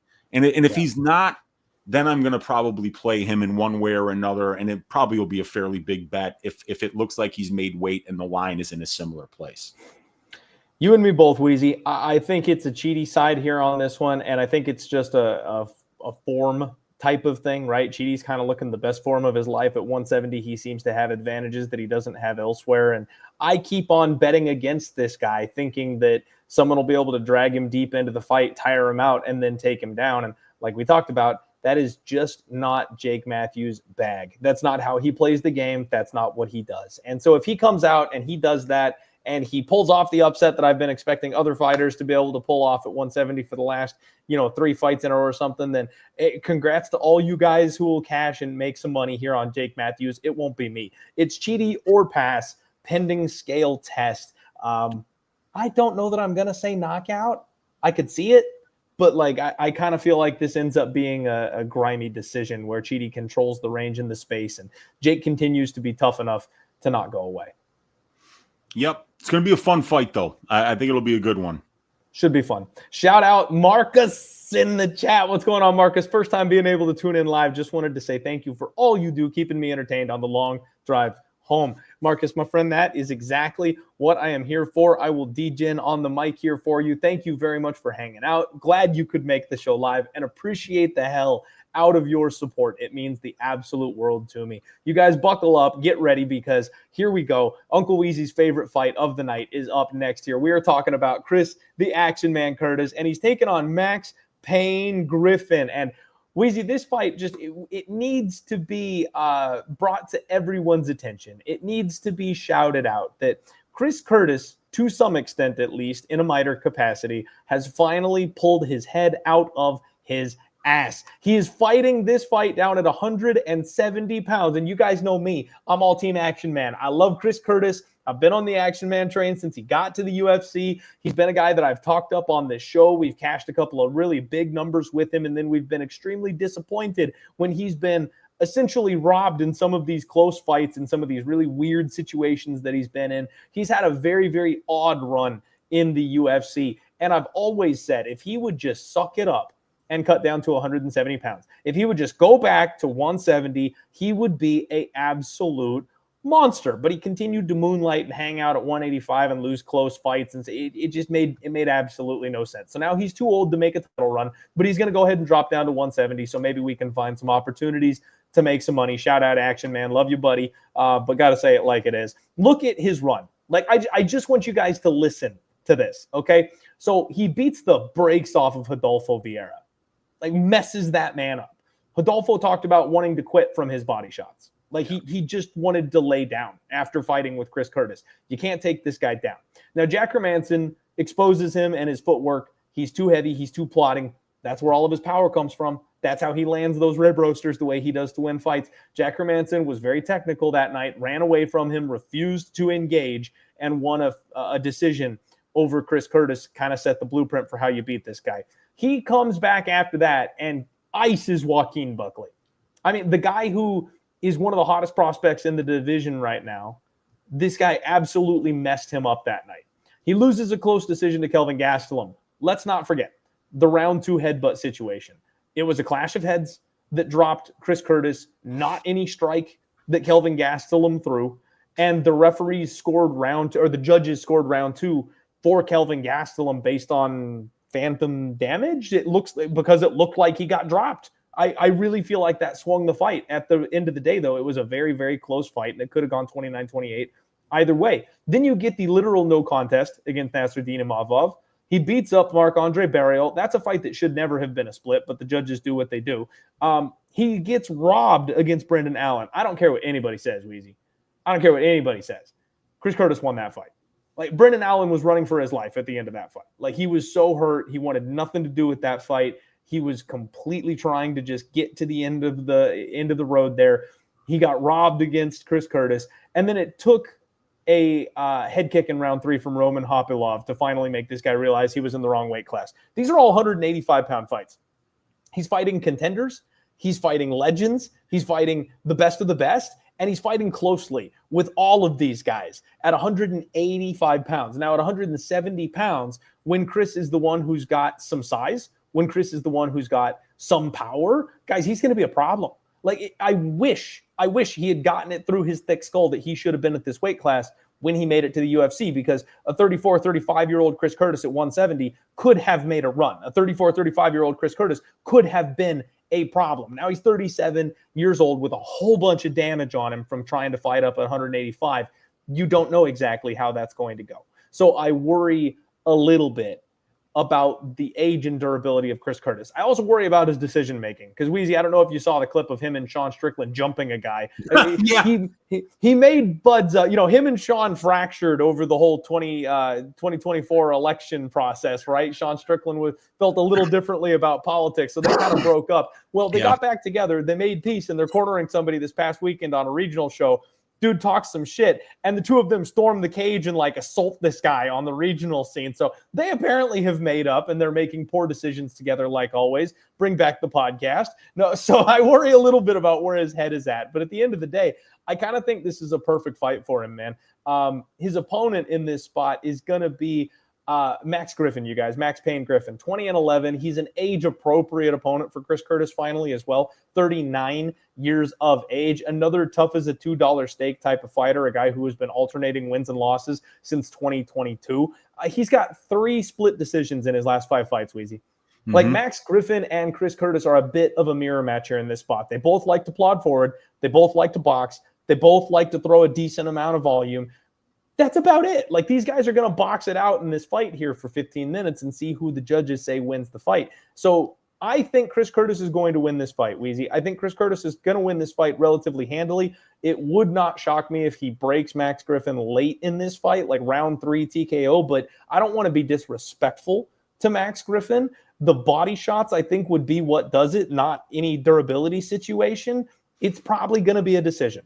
This one's probably headed for the scorecards. And if history tells us anything, these guys both go to split decision a lot, Weezy. So my guy, Chris Curtis, being minus 325, I think he wins. I think he's the side. This is the low-hanging fruit that I tend to have a problem with, right? I think he wins. I'm probably going to bet him in some way, shape, or form. But I feel like that line is wrong in a fight that probably will be decided by Adelaide Byrd. You know what I mean? Like, she's going to see the fight wrong. One of these fighters is going to get hosed or feel they get hosed in a competitive 15-minute fight. But it's Chris Curtis for me, Weezy. 170 pounds, it's Chris Curtis for me. Yeah, I agree with you. I mean, but it's what you brought up is a very good point. Is that Chris Curtis is minus 315 on the money line. That puts him at about 76% implied probability to win the fight.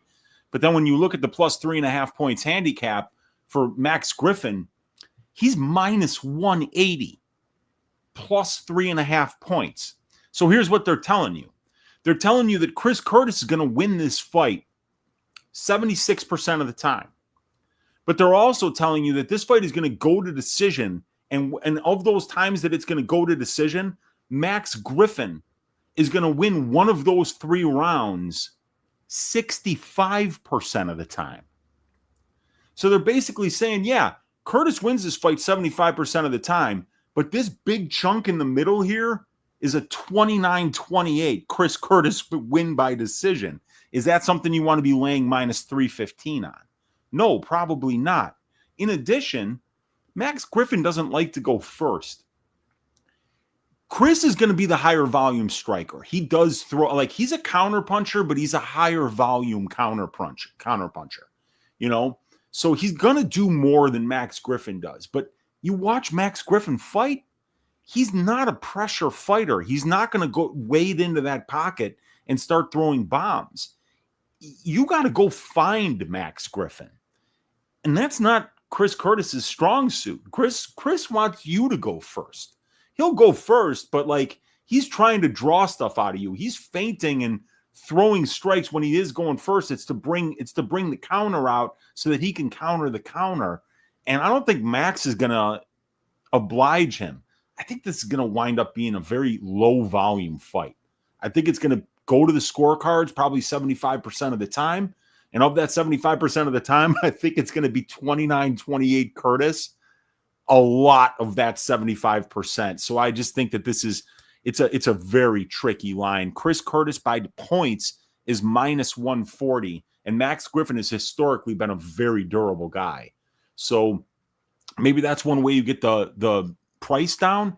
But Curtis is a sniper, you know, and he's got good counters. So, I mean, I could see him finding a knockout. And if he touches your liver, it doesn't matter how durable you are. You shut the liver off, you're going down and the fight's over. So, yeah, there are a few different ways that Chris could find a finish here. I think he's going to win this fight, but God, I think the line's a little wide. You and me are in the same boat here, Weezy, and it's one of those turn off the handicapper brain type of moments for me where, like, kind of the same thing with Marc-Andre Barrial. One of those judges, I think he was paid off, felt like that fight should have gone to MAB. I highly disagree. But at the end of the day, that's a Chris Curtis fight for you.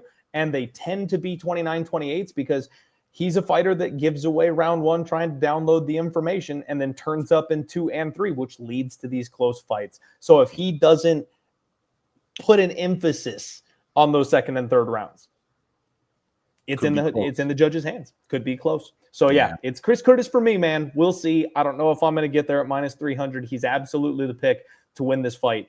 And we will see. KDO, welcome into the chat. We start at the bottom. So we are right now at about the halfway mark of the card. We're about to break down the main card all the way up until the main event. Feel free to travel back in time and go ahead and check out the rest of the card. Or you can always stay with us live and then check that out later on if you feel like it. Real quick, you guys got to shout out Spectation Sports. As you guys know, the regional scene is getting larger and larger these days. And if you're looking for fighters that are going to Dana White's Contender Series, you need to check out Spectation Sports. We know from Dana, they're going to be expanding Dana White's Contender Series. They're going to double the number of Dana White's Contender Series fights in the very near future. A lot of the fighters that are competing on these cards are going to be people that you need to know, people who you need to be able to research, people who you need to be able to watch. If you use promo code DIEHARD, you'll get 20% off when you sign up for your subscription. This week, we have BTC Future Legends. It is an amateur card, you guys, so there's no pros or anything like that on this one, so I don't believe there's going to be any betting or anything, but if you are like me and you just need more MMA action in your life, sign up. Should be fun. Why not? It'll give you something else to watch. They do lots of Friday shows, lots of Saturday shows, so it's fun to dual screen these events with the UFC going on as well. Highlights from Rough 63, like I said, I was there doing stuff for Spectation Live. You guys, Ezra Elliott, one of the most hyped prospects out there, somebody who I am really excited about. This kid comes out of Sean O'Malley's camp and won via round one submission with Sean O'Malley in the building. It was pretty freaking cool to watch. He got promoted to BJJ brown belt as well. He's somebody you need to keep your eyes on. This kid is really slick. He's really nasty. And yeah, right there's your boy Sean O'Malley right there. They're hyped up for him. So make sure you guys get signed up. Spectation Sports, promo code DIEHARD will get you 20% off. And we got a lot of good stuff coming up. Cage Titans is going to be next week, which is one of the big shows that we have on Spectation Sports. Jack Congdon is a name that you guys need to know. He just got booked for Dana White's Contender Series, and he was one of the leading finishing artists, knockout artists, one of the big guys from Cage Titans. So you can find out all about him as well. We are back, you guys, and we are talking about UFC Nashville just in time for the main card here. I am breaking this bad boy down with Uncle freaking Weezy. and we're talking betting action. There's almost 500 people live across all platforms tuning in. Thank you guys very much for tuning in. Thank you guys very much for listening and watching. Jorge in the chat, the mix of you two doing the podcast is like a juggernaut of a podcast. God, I love it. Yeah, it's okay, Ethan. It's okay. Weezy's back. He's just taking a little nani between between things there. Got to get some water to keep it up. All right, let's keep it rolling here. We got some good stuff to talk about. This one, though, not so much. Junior Tafa takes on Tuco Tokkos in a very, very weird fight. Weezy, two of the lowest level fighters I think we've seen in a really, really, really long time. This is Junior Tafa, mind you, not Justin Tafa. 6'3", the juggernaut, the younger Tafa, just 28 years old, and he appears to be making his light heavyweight debut going into Saturday here. I am still not entirely sure what to make of this Tafa, bro, Weezy. I really don't know, because he got signed to the UFC off of straight up nothing. Like they ran to the market for this guy. He had no fights, and they were like, we gotta have Tafa, baby. He gets to the UFC, and he's getting ragdolled all over the place. Muhammad Usman beat this guy in his first UFC fight. Congratulations, you knocked out Parker Porter, and then he ends up getting just schooled by Marcos Rogerio de Lima and Valter Walker. Now, the De Lima fight, that's one where he literally filled in for his brother, one of the most epic things we've ever seen in the UFC, where he's like, hey, I'm here cornering my brother. My brother can't make it. I'll step in and fight. What the hell? Why not? So he never should have been in that place, but it just showed how limited his skill set in MMA is, because he had nothing for the leg kicks. He has nothing for the grappling. He has nothing for the wrestling. Like, this guy is a pretty decent striker. He's got some decent meat on the bone. He can hit hard. I like him when he's standing, but he is so fearful of the takedown. It's a real problem because he can't defend takedowns. He doesn't have the get-up game. Some of that might be solved by dropping a weight class, Weezy. Some of these guys at 205 pounds may not be physical enough to hold down Junior Tafa, and I think that's the idea. Right? I think that they're planning on him going down a weight class where he's strong enough to shuck off some of these takedown attempts, where he's strong enough to not be held down, be able to get back up and use his hands and his feet again. So I think that's the plan. But it's very, very strange to have Tafa lined as a favorite over anybody. And that just speaks to just how bad Tuco Tokkos is. 10-5, 35 years of age. This guy got a fight in Bellator back in the day, I guess. He is 0-2 so far in the UFC. And he got choked out in round one by Umar C, somebody who just kind of got exposed a little bit in his last fight, and then lost a decision to Navajo Sterling. I do want to say he looked a little bit better in the Navajo Sterling fight, where he kind of had like, a full camp. He had time to prep and prepare. He looked like he kind of put it together a little bit better. But you go back to his road to UFC fight, and he got iced by Ming Yang Zhang. Now, I know Zhang is somebody who, there's a lot of hype surrounding him right now, so we can't really knock him too badly for that one. But it just seems like Tuco Tokkos he's just meh everywhere. Like, I don't know a single thing that Tuco Tokkos does well. So I feel like this is just a layup fight to get Junior Tafa in the win column. They want this guy to get a win. They want him to get a highlight reel. They want him to get on track. Tuco Tokkos is cannon fodder in the UFC. The win streak he went on that got him to the UFC, the records of those fighters, Weezy, 19-10, 1-7, 3-2. This guy is a professional can crusher. The only problem I have is that a professional can crusher might be good enough to beat Junior Tafa. Like, it's legitimately that kind of a situation where having a mid-tier regional skill set might be enough, just because Tafa still doesn't know what the fuck he's doing and should not be at the UFC level. And somehow Tafa's a -165 favorite. I will say Tafa KO. I'm going to say the plan works, Weezy. He's too big, he's too strong, he's too fast, and at 205, he's going to make low-level heads roll. But I don't believe it with my whole heart. I'm going to say it happens, but there's no way I'm putting chalk on Tafa in this spot. Yeah, that's going to be one that's going to keep you up at night if it doesn't work out. If you're like, oh, my God, I laid chalk on a guy that lost to Tuco Tokkos. That might be it. Your head might be in the oven that night, and you might have a sign on your back that says no funeral.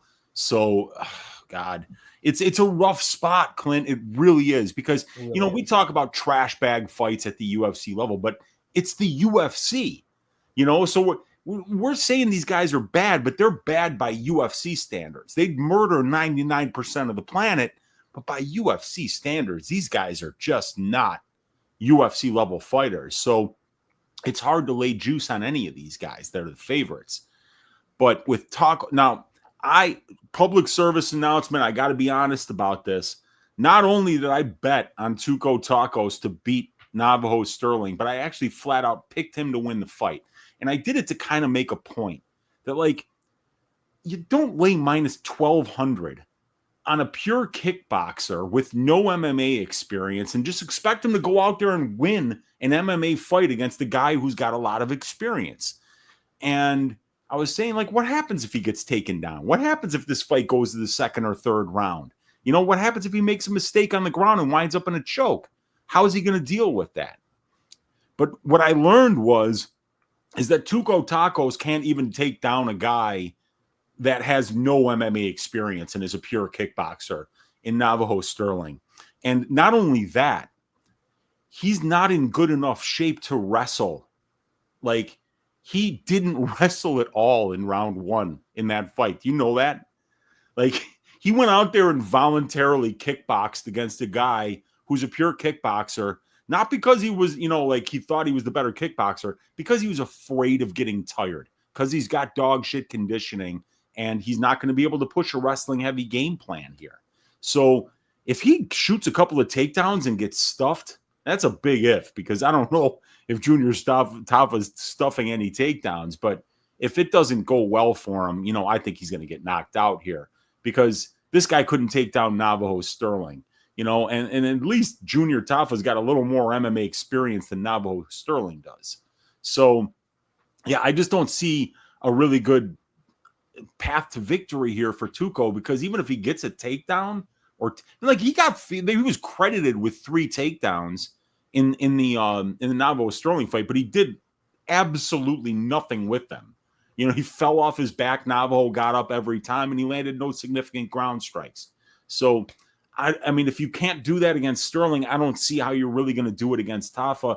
And now this isn't Tafa up at heavyweight, where he was clearly out of his league. He looks really good at 205. The pictures that are circulating the internet right now at Junior Tafa, this guy looks ready to go, man. And he's at the right weight class, and he's against a guy in Tokkos who's got a grappling advantage here, but this guy can't wrestle for shit. So I think Tafa's going to knock him out. Okay. You and me kind of see this one the same, Weezy. We feel like he's terrible. He's bad. I wouldn't want to be a bookie for this one, Weezy. I wouldn't want to be a bookie, because you've got to make somebody the favorite. Yeah. And both these guys are so bad.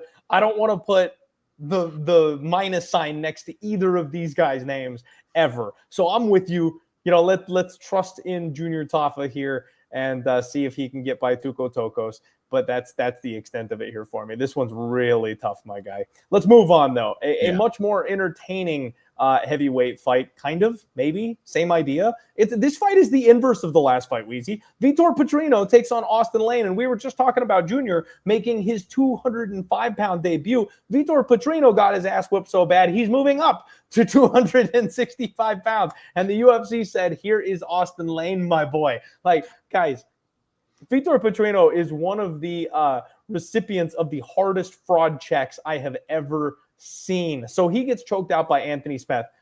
Who called the sub?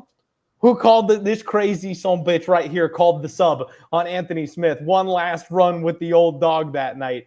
And then that's not enough, Weezy. He goes out and gets dusted by Dustin Jacoby. I mean, just beaten up on the feet, knocked out ice cold in the 3rd round of that fight. I've told you guys since he got here that Vitor Petrino is not good. This man is a marauder, okay? He's big. He swings big bombs, but he can't carry a 15-minute fight. He only beats people that are ass over the course of a 15-minute fight. If he doesn't knock out a guy like Modestas Bukauskas, he probably loses that fight. If he Weezy, I bet on the Pleasure Man. I bet on Anton Turkalj, because that's how bad I think Vitor Petrino is. Yes, he's got power, but he's low volume, and that's all he's got. Like, he's so reliant on hurting people and knocking them out that's all he's got. Marcin Prachnio is so bad that this guy got his first ever submission in that fight, because there was just nothing to be afraid of coming the other direction. He's that big, he's that physical, and yes, it does make a difference. But when you get a step up, when you're fighting people with technique, with skill, with ability, that's when everything falls off for this guy. Anthony Smith, Dustin Jacoby, a couple of guys in 2025 that are a hot prospect, probably shouldn't be losing to. So he gets a big reset button here with Austen Lane. Austen Lane is 13-6. He is 37 years old. This guy's been knocked out 6 times, Weezy. He has no chin. He has no business being at the UFC level to begin with, and he has no business trading hands with these guys at the UFC level. He got knocked out a couple of times and went out there and actually out-wrestled Robelis Despain. Austen Lane ruined my night, Weezy, and he sent Robelis Despain to karate combat. Like, that's how bad Robelis Despain is at grappling. And he was like, I just can't be bothered to figure out how to shuck a double leg. I'm not going to work on my get-up game. So the UFC said, okay, thanks for playing. We'll cut you right now, and we'll send you on your way. If it wasn't for Robelis being awful at grappling, Austen Lane would be on a 4-fight TKO losing streak, and he'd already been cut. Justin Tafa, the other one, round 1 KO loss. Jonathan Deniz, round 2 KO loss. We just learned Jonathan Deniz is pretty ass in his last fight too. Mario Pinto came to the UFC and knocked this guy out in the second round as well. So, I mean, he just cannot stand with these guys. He's actually got a decent skill set. In round 1, Austen Lane looks pretty good. In round 1, Austen looks like he can do some things. And then these more class fighters just figure out the timing. They find 1 or 2 shots, and that's all it takes. He's got no chin, no durability. Vitor Petrino is going to ice Austen Lane, Weezy. It's probably going to happen very quickly. I think Vitor Petrino is a bum long-term. I think Vitor Petrino is someone you can put in the fraud category, but Austen Lane is a guy that doesn't belong in the UFC. So even moving up a weight class, Vitor Petrino, I think, still is going to get this guy. Yeah, we've talked about 4 massive favorites so far, right? Fatima Kline minus 1,200. Mike Davis minus 900. Eduarda Moura sitting around minus 650 on a lot of books. And then here we got Petrino at minus 700. And this is the only one that I think makes any sense, actually.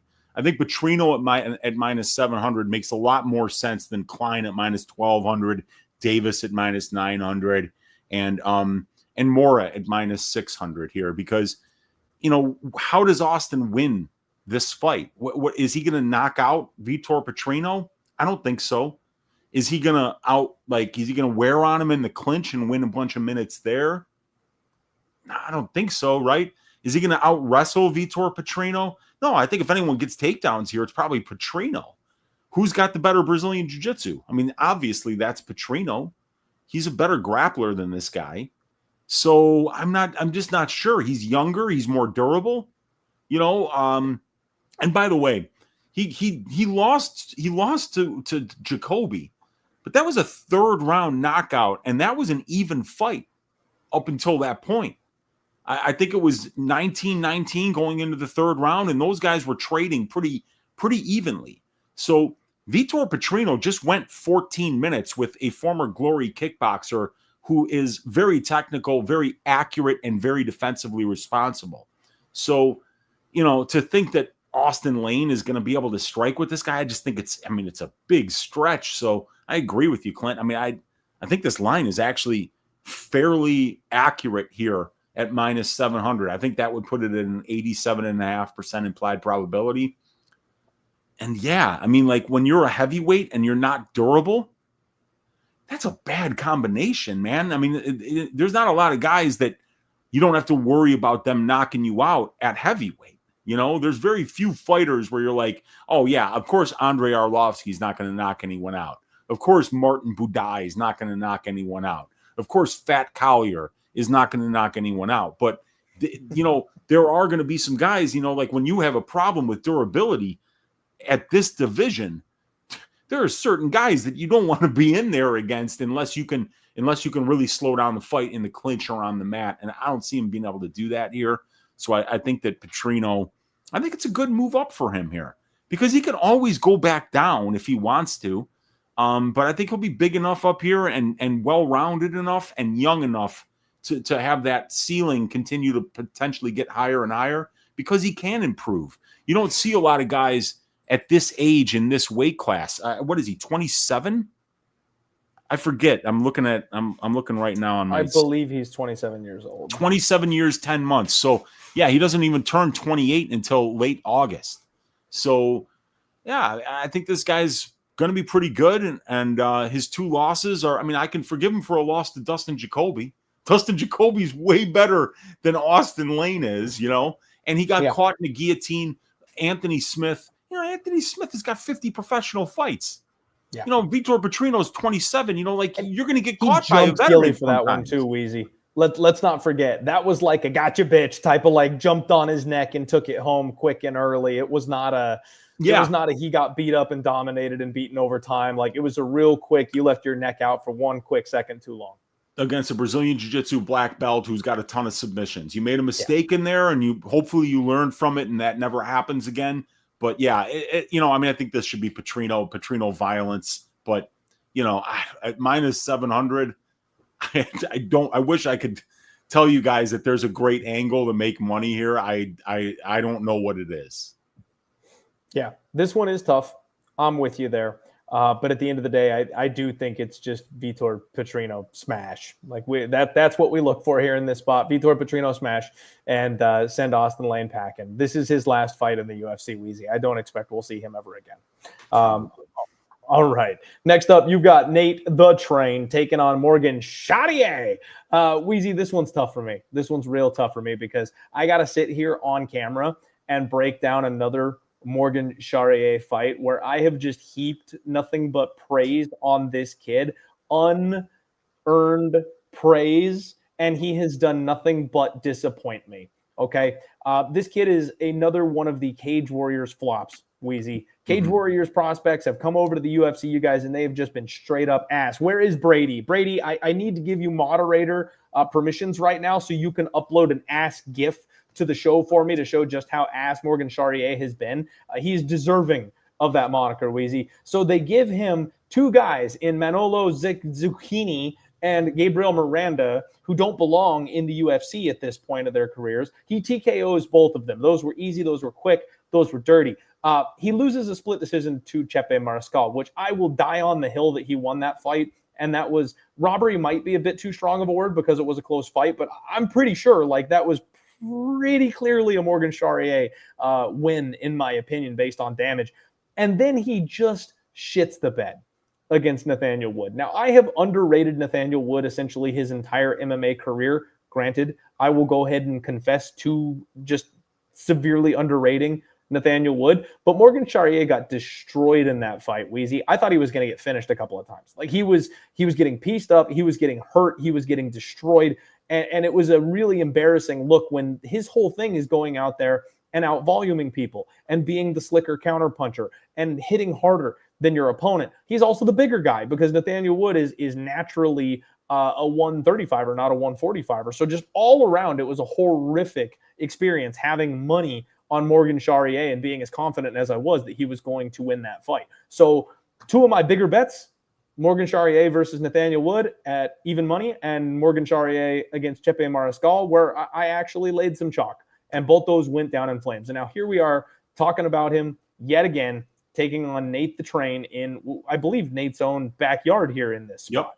Not a great situation for me, Weezy. He's a minus 265 favorite. Now, Nate the Train, you guys, is a live and die by the sword type of fighter. He is 37 years old, so the durability does seem to be becoming a problem. It's catching up with him a little bit that he's fought his entire career the way that he has. He's alternating wins and losses in his last couple fights. He's very well-rounded, but he only knows one direction, and that's forward. He stomps on the gas pedal the second the fight starts, and he never lets off, and that bites him in the ass sometimes. This guy goes out there and beats up-and-coming prospects like David Onama. That's incredibly impressive that he pulled that off. He submitted Ludovic Kline, right? This guy destroys people that are very good, that are very respected, that are very tough.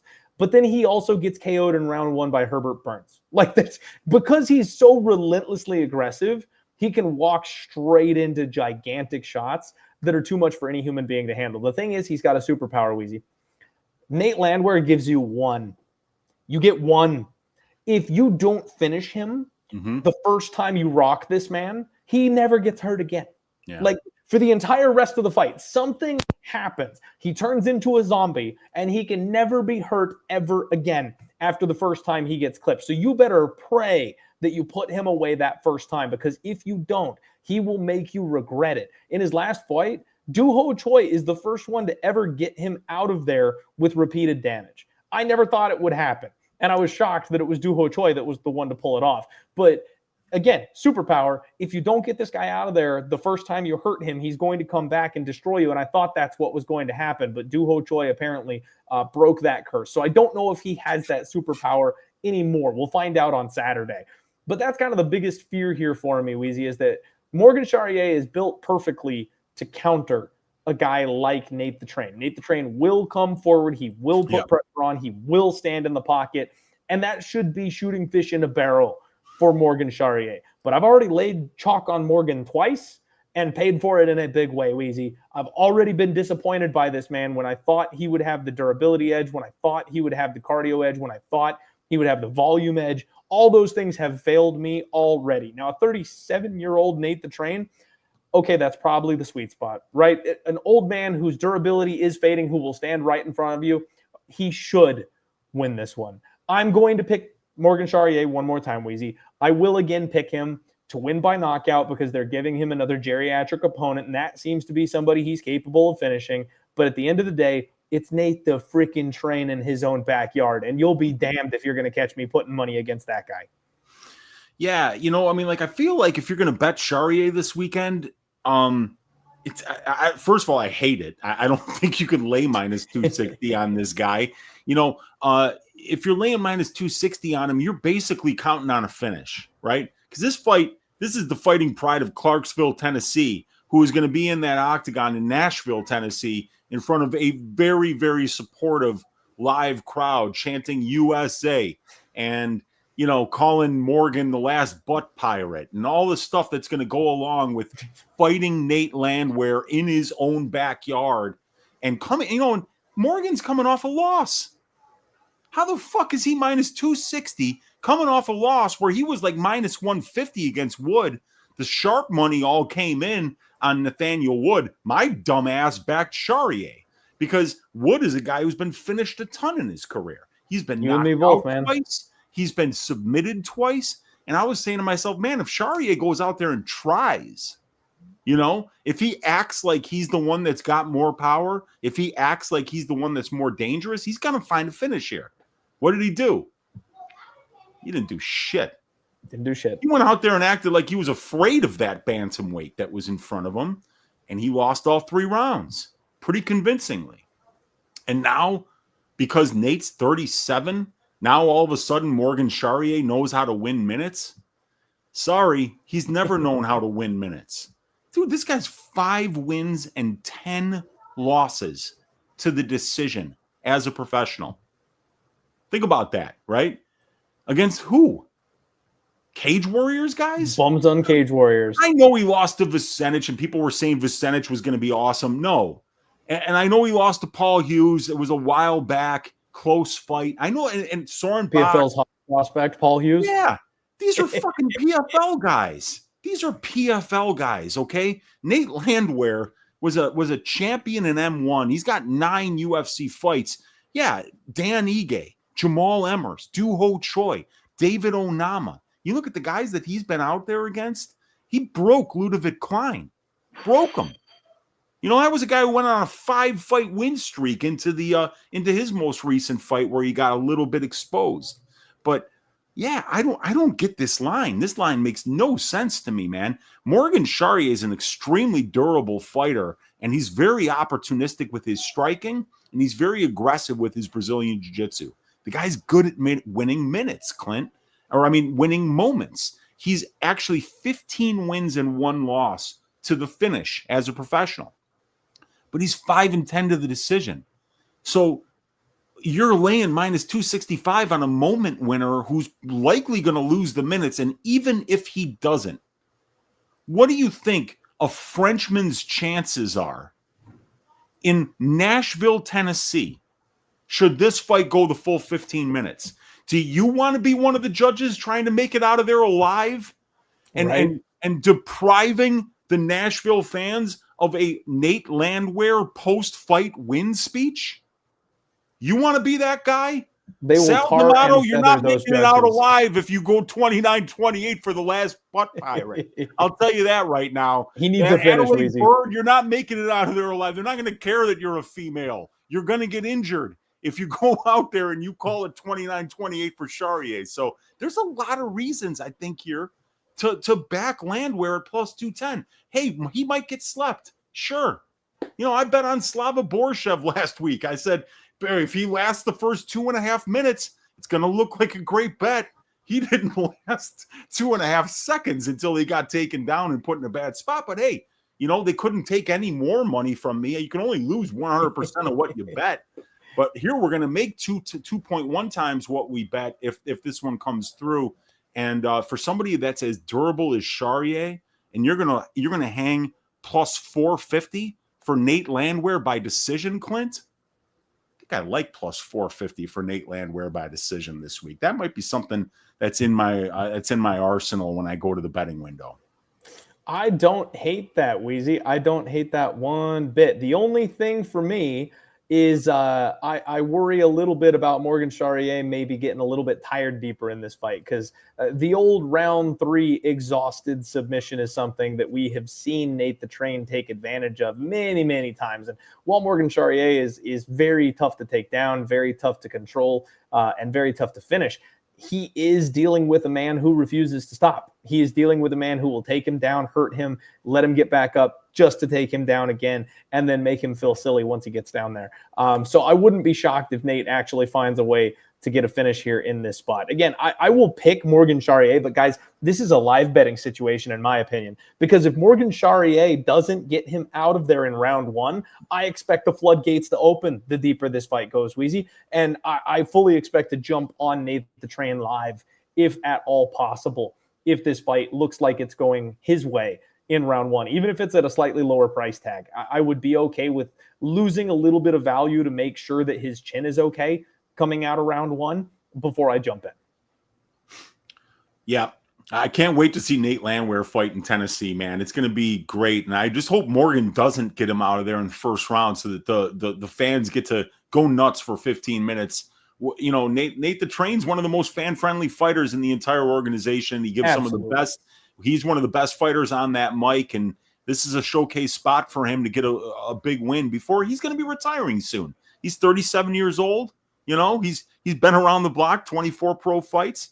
But Nate Landwehr is 7-2 to the decision, and Morgan Charrière is 5-10 to the decision. So I think that there's a great value on the Landwehr money line this week. I don't hate that, Weezy. I don't hate that one bit. Especially getting burned on Morgan Charrière the last couple of times. I'm telling you guys, new angle, fade these Cage Warriors bums. This crop of Cage Warriors fighters are just not the same as the Conor McGregor Cage Warrior fighters that we saw in the past. Everyone was all hyped up, and people coming out of Cage Warriors got that big star next to their name when they came from that organization. It's just not the same these days. So I'm kind of with you there, Weezy. Maybe we take the opportunity to fade here. We'll see if I get there to the window or not. I want to see these guys face up. I want to see them size up, face off on Friday. We'll see what happens. Next up, you guys, Calvin Kattar takes on Steve Garcia. We have got the Boston finisher coming to Nashville, and I know he's in that area quite a bit. As you guys know, like we talked about before with Spectation Sports, he actually coaches and corners like a lot of up-and-coming fighters in this region, so he's going to kind of be at home in Nashville. People are going to know the guy in Nashville, right? And he's not at the New England Cartel anymore. Calvin Kattar has moved up to TriStar, so that's interesting that at this late chapter of his MMA career, he's actually making himself uncomfortable, switching gyms, going to new places, and getting new looks and new training, which, you know, you can't really argue with the results. TriStar up there has done some wonderful things with Amin Zahabi. He's, fighting like a new man very late in his career, so you got to wonder if maybe they can pull something out of Calvin Kattar. But this guy's been on a bit of a weird trajectory, right? 1-5 in his last 6 fights. Yep. So you lose a split decision to Josh Emmett, and you get beat by Max Holloway a couple years ago. Frankly, neither of those are things you should be ashamed of. Calvin Kattar is still one of the best fighters in the weight class. Blows his knee out against Arnold Allen. Fluke situation, freak injury. And then immediately comes back against Aljamain Sterling, where he gets bullied around the cage for 15 straight minutes. Now, I don't know if it was the knee or if he's just never been that good at grappling, or if maybe Aljo is just that fucking strong at 145 pounds. There's a lot of questions about that, but he looked like he wasn't ready to come back at UFC 300. Youssef Zalal, the gift that keeps on giving, just goes ahead and goes out there and does the damn thing. He was an anchor that night for us, and he got that fight done. However, it wasn't without question marks, Weezy, because in the third round, Calvin Kattar said, okay, fuck this, bit down on the mouthpiece, walked forward, and he had Youssef Zalal kind of looking like he was in trouble. He had Zalal running for his life a little bit towards the end of that fight. Now, Zalal, very well known for fighting on close, thin margins and winning 29-28 type of decisions and stuff like that. So not out of the ordinary for him to be in survival mode in round 3, just trying to get to the cards where he knows it's safe. But still, Calvin Kattar in the third round still had the gas, still had the gumption, still had the killer instinct, was looking for some more. And that says a little bit of something to me. This guy's been tough. He's been durable. He's one of the most volumist fighters you've ever seen in the UFC. His only KO loss was that fluke knee injury. So the only time he's ever actually been finished was when he got submitted. Steve Garcia, on the other hand, 17-5, 33 years old. He is the lone star coming out of Jackson Wink MMA these days, because we all know Dontel Mays has been disowned by that camp at this point. So Jackson Wink is only going to claim Steve Garcia these days. He's on an absolute tear right now, man. 5-fight win streak, all by knockout. This man is death on wheels.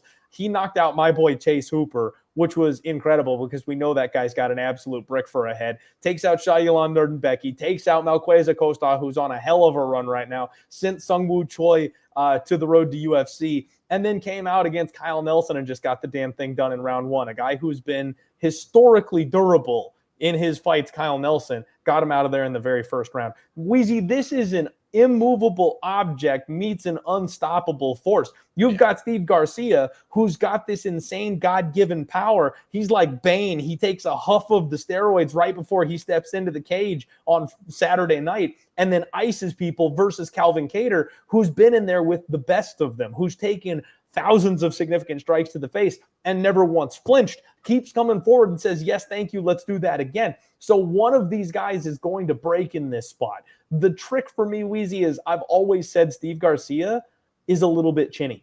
The one loss on his run was the Mahashat counter, and that has aged horrifically.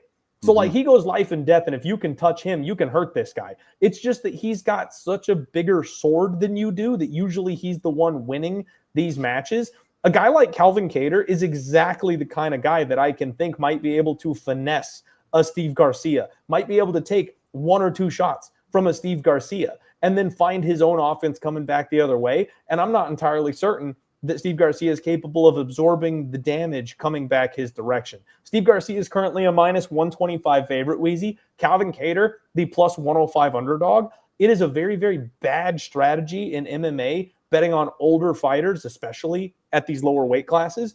37 years old for Calvin Kattar terrifies me. The losing streak for Calvin Kattar terrifies me, but he is losing to some of the best in the weight class. And Steve Garcia, I don't want to talk shit on his run here, but Charlie Ontiveros, Shayilan Nurdenbecki, Sungwoo Choi, I mean, even Kyle Nelson to some extent. These are not great names on the resume, and the loss to Mahashat is awful. And let's not forget, he's 33 years old, Weezy. This is not a prospect.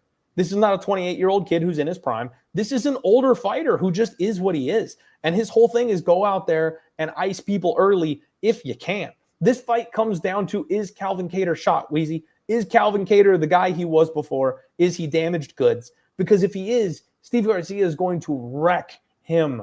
But if he's not, I've got a feeling Steve Garcia finds himself in the fight of his life and gets outclassed on Saturday. So I kind of lean towards Calvin Kattar, believe it or not, Weezy. I've bet against Steve Garcia a couple times, and you just feel really stupid afterwards because he wins by round 1 KO inevitably, and then you feel like you've lit money on fire.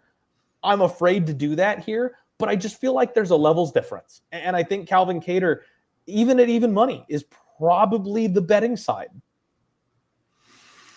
Yeah, I think kind of figuring out who the betting side is on the money line here is a bit of a fool's errand. I think the sharp side are going to be on the under here.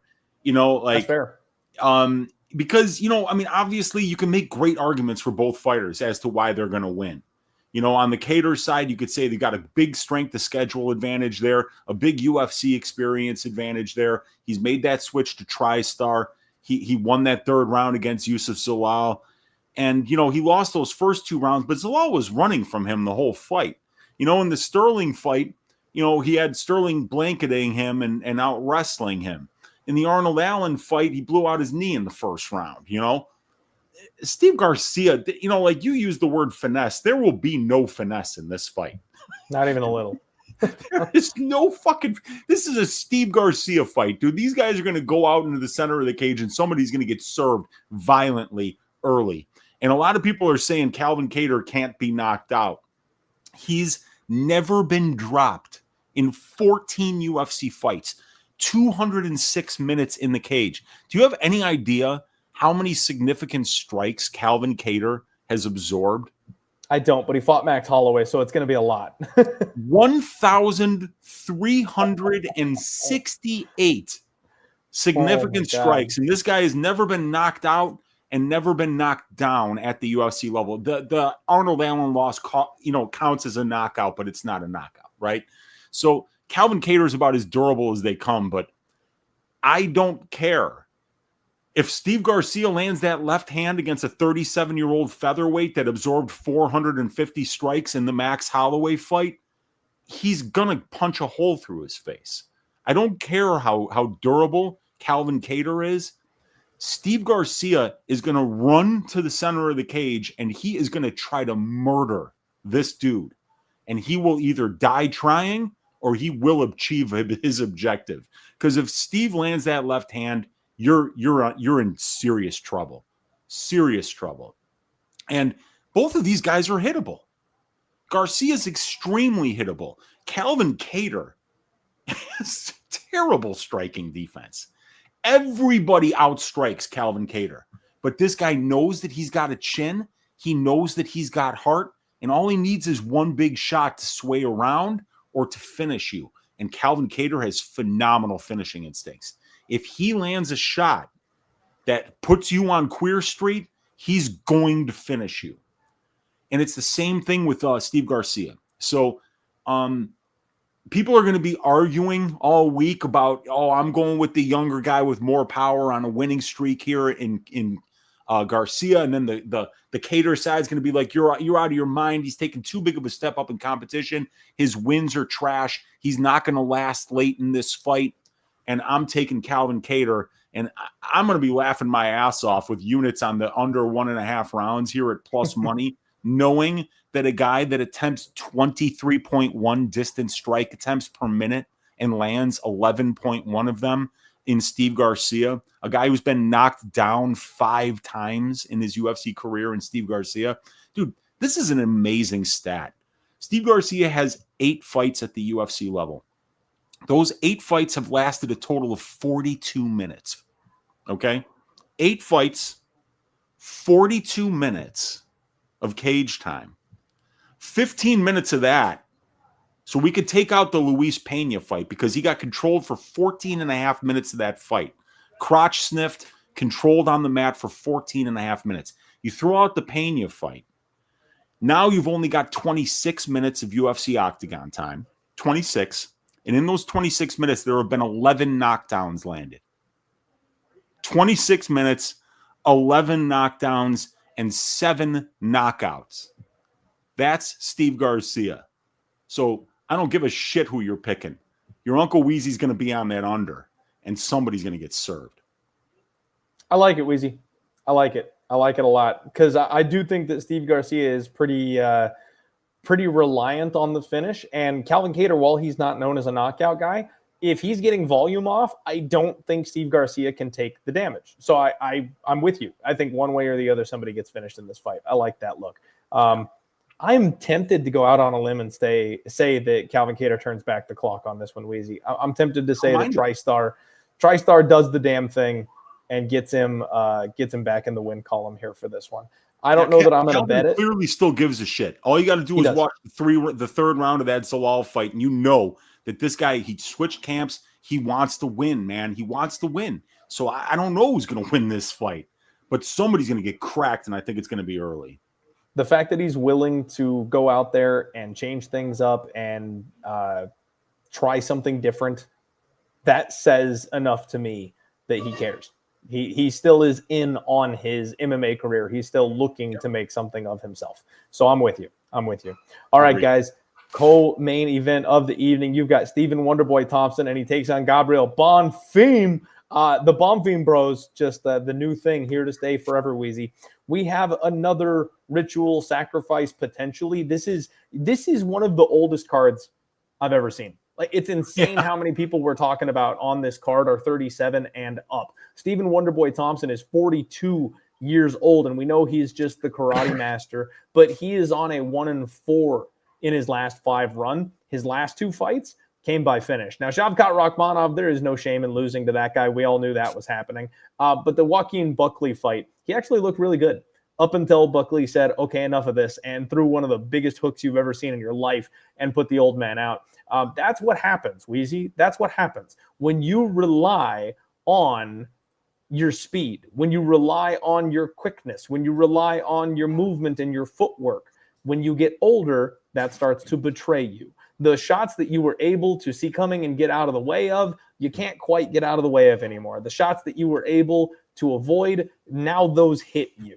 And when a guy like Joaquin Buckley hits you, it's not going to end well. So Stephen Wonderboy Thompson has finally hit that point where, yeah, he's still probably the most skilled guy in the room. And if you're a fucking idiot like Kevin Holland and you stand in front of him, he will hurt you because he's still got the power. That hasn't gone yet. But if you use your footwork, if you use your movement, and you use the playbook, which everybody knows at this point, and that is take Stephen Wonderboy Thompson down, you will beat this man. So this is a IQ test for Gabriel Bonfim. He's 17-1. He is 27 years old, and he really, really surprised me and impressed me with his win over Chaos Williams, Weezy. I thought Chaos, a man who's very tough, very durable, and pretty hard to take down and control, a very strong, very physical, very powerful man.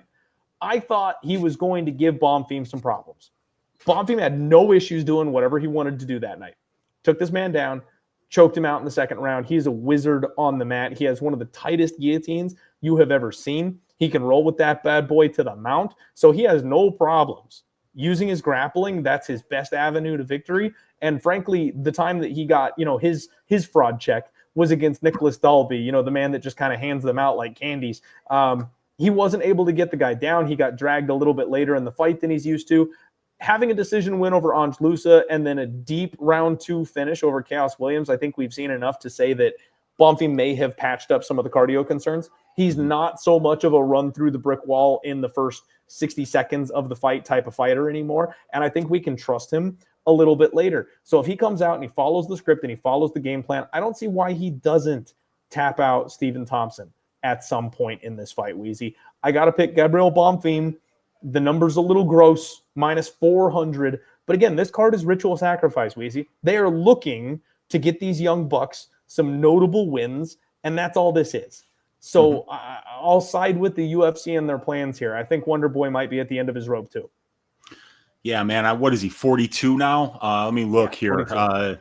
42 years, 4 months, 26 days. Yeah, he's old, man. He's really old. But damn, man, he was about 2.5 minutes away from beating Buckley.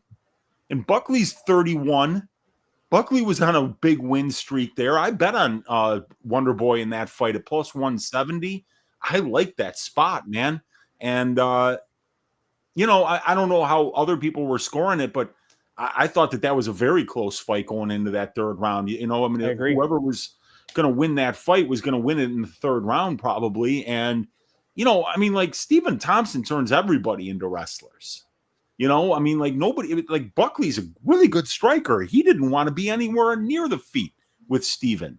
And he kind of got a little bit lucky there because Stephen's head was backed up against the cage.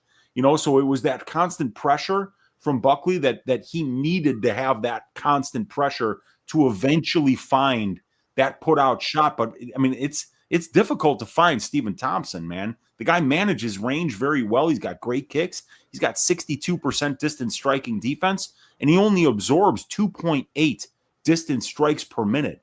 So he's a very hard guy to find and to knock out.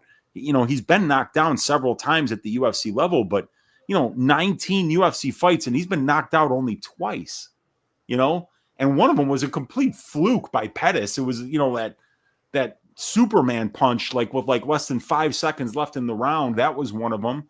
And then there was this one here against Buckley where he got caught in the third round there. But the thing about Bonfim that bothers me just a little bit is not a lot of offensive grappling on this guy's tape. We saw it a little bit in the Chaos fight, but even in the Angelusa fight, we didn't really see him have a lot of success on the mat against that dude. He quit against Dalby. Dalby's a tough out. Dalby's a tough opponent, but Nicholas Dalby finishes nobody. Nobody gets finished by Nicholas Dalby. Bonfim got finished in the second round after he realized that Dalby was never going to fuck off. So, I think both Bonfim brothers got a ton of quit in them. I think they're very good when they're better than their opponents. I think they're very good when they're winning the fight. But I think the second things start going tits up for them, or the second they start to get frustrated, or the second they start to face a little bit of adversity, they run, man. 100% finish rate in your losses for both brothers, and that's 6 losses. That's something that worries me here, because Steven's not going to be the easiest guy to take down and hold down, and Gabriel Bonfim isn't known for his wrestling. He's known for being an extremely opportunistic submission grappler with a phenomenal front choke series. But Stephen Thompson's not going to shoot any takedowns on this guy. It's going to be up to Gabriel to initiate the grappling exchanges here. And if he's not persistent in doing that, or he is persistent in doing it and is not successful, that's where I get worried, man.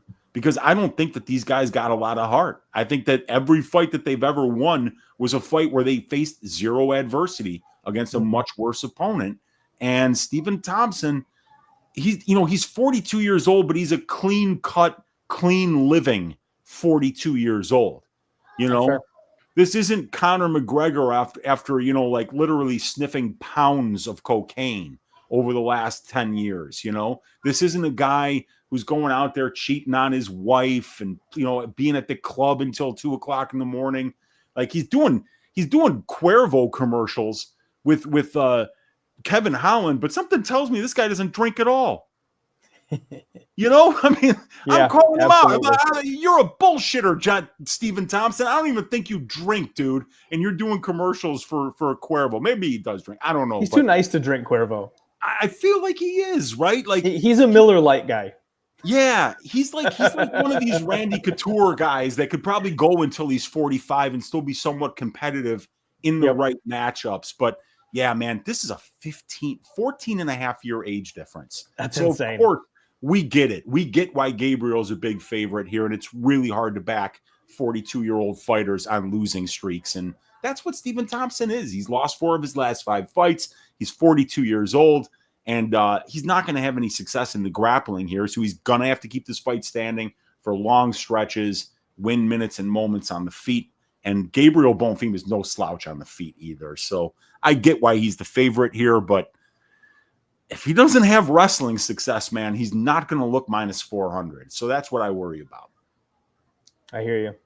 I completely agree. And man, I have been on the Fade Bonfim Bros train, and it's just classic me. The second that I jump off that train, usually that's when the check comes due. So I could absolutely see this being the one where Wonder Boy is just a bit too much of a step up. And if he's able to shuck off a couple of takedowns, this guy is stranded on the feet and doesn't know what to do with himself. Totally possible. I think we're going to stick on the track of betting against these aging veteran fighters, man, because I think we're going to phase several, if not most of these guys out in the very, very near future. So I'll say Bonfim. I'll say Bonfim gets a submission because I think he has to. I don't know that he can go the full 15 minutes with Wonder Boy. I think he'll need a finish if he's going to be winning this fight. Yeah, and he's got 16 of his 17 wins come inside the distance. So, yeah, Bonfim is definitely a moment winner. Yep, Completely agree with you. And shout out Dr. Pinar saying Wheezy's lemon drip is so sick it gave us lemon AIDS. Thank you, doctor. Thank you very much for chiming in. Thank you very much for the donation. Appreciate you being here and watching the show live with us. Appreciate you guys. All right, main event time. Let's freaking do this, Uncle Wheezy. It is officially Derrick Lewis Fight Week, ladies and gentlemen. The best time of year for all of us fight fans. Who doesn't love a good Derrick Lewis Fight Week? Now, at 40 years old, should he be the main event of a UFC card? Maybe not. But Derrick Lewis Fight Weeks are always fun. He's given us so many viral clips. He's always so good and entertaining on the mic, both inside and outside the cage. It's hard to be too upset because we know, if nothing else, we will be entertained. Man, I've always talked about Derrick Lewis and how tough he is to grapple, how hard he is to control. He has the fuck you get up game, Wheezy, where he literally just stands up. He's so strong that these men that weigh 235 pounds or higher cannot hold him down. And he straight up can just go, you know what? I'm standing up now. And he does. Like, there's no option. There's no choice. He just does it. And you don't have a choice in the matter. Even if you're a very good grappler, he will just get up whenever he feels like it. And that's terrifying. That's absolutely terrifying. He's a bit low volume on the feet, but he's got a nuclear deterrent. His power is uncanny. Even at 40 years old, he's going to just be bombing on people. I gotta say that one of my favorite memories in the world was in absolutely everybody was convinced that Marcos Rogerio de Lima should have been favored over Derrick Lewis, and I smashed the other side and stood against the market, and he came out and flew through the air and destroyed that man's face with a knee like nothing you've ever seen before. He's an absolute angel, that man. So I love him for that. Derrick Lewis has reached the point in his life, Wheezy, that they're going to try to sacrifice him. His losses, Jailton Almeida, Sergey Spivak, Sergey Pavlovich, Taito Avasa. You know, these guys who are going to be potential contenders, the upper echelon of the division, those are the guys that are going to lose to Derrick Lewis. They're savvy enough to stay away from the power. They're quick and fast enough. They hit hard enough to utilize their own power, and that's kind of the game with this guy, right? Tallison Teixeira is a very interesting case because he's just 8-0. He is 25 years old. This is a very, very hot prospect, Wheezy, and it's pretty insane to me that his second fight off Dana White's Contender Series is going to be a main event against Derrick Lewis. I mean, that tells you how much the UFC believes in this kid. At just 8-0, he's going to get a fan favorite in a main event slot to try and show out against a guy like Derrick Lewis. I like Tallison Teixeira's kicks. I like his front kicks. I like the way he flashes the knee. He's very fast, but he's kind of built like a middleweight, Wheezy. He kind of moves like a middleweight. He's very quick. He's very fast. I don't think he's got one-hitter-quitter power at range. He's a guy that uses knees and elbows in the clinch a lot. He's very quick, and he can, you know, throw combos and hurt you with those. But I'm not sure he's going to be able to match Derrick Lewis in the one-for-one power. This fight has me a little worried for Derrick, though, because historically, he's been a little bit weak to the body. We've seen him get hurt to the body many, many times, and that's been a problem for him. And Tallison with those front kicks, I think, can cause some serious damage there. And then even in his UFC debut against Justin Tafa, this guy ran straight into the clinch. He hung on Tafa. He Muay Thai plumbed him up, and then he just kneed and elbowed him to hell from that position. And I think that's something that he could do in this fight against Derrick Lewis. I don't know if he's going to have as much success. We have seen Derrick Lewis be underrated savvy against the cage. He actually does hit some like trip takedowns and get on top of people sometimes. He'll mix a flying knee in there every so often. He's very unpredictable. So I'm not sure that Tallison is safe at any point in time. And this could very much be another y'all must have forgot kind of moment for Derrick Lewis, where it's just this kid is 8-0 and he's not ready for this level yet. It's a massive age gap. I think the speed is going to be a problem here, though.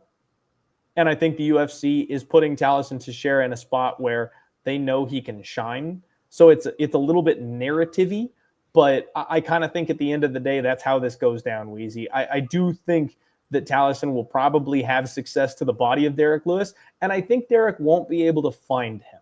I think Derrick's going to get caught to the body. He's going to get hurt regularly, and then when it's all said and done, unfortunately, it'll just be too much for him, and he'll eventually keel over because he won't be able to catch this quick little son of a bitch who's able to stay on the outside of his big power punches. I'm going to bet Derrick Lewis, dude. I love it. Yeah, I'm going to bet him, and there's a lot of good reasons to do so, but I want to be clear. I think Tallison Teixeira is a phenomenal prospect, and I think he's going to have a very bright future in the UFC, and I still think there's a really good chance that he wins this fight here. But the amount of questions that are on the table that have not been answered about Tallison Teixeira, they stack up pretty high, dude. Don't they? I mean, Yes. do you know how long this guy's UFC, or I mean, his professional career has lasted? I'm going to say it's very, very short. Yeah. It's 8 fights and 16 minutes. 16 minutes. That's the depth of this guy's experience as a professional mixed martial artist. Derrick Lewis did 25 minutes against Jailton Almeida in one fight. Tallison Teixeira's best win as a professional is over Justin Tafa. Newsflash. Justin Tafa's awful. Awful. What would Derrick Lewis be against Justin Tafa? Oof. I mean, against Justin Tafa, Derrick is probably a minus 250 favorite. I mean, of course he'd be a favorite. And like, who's Justin Tafa's best win?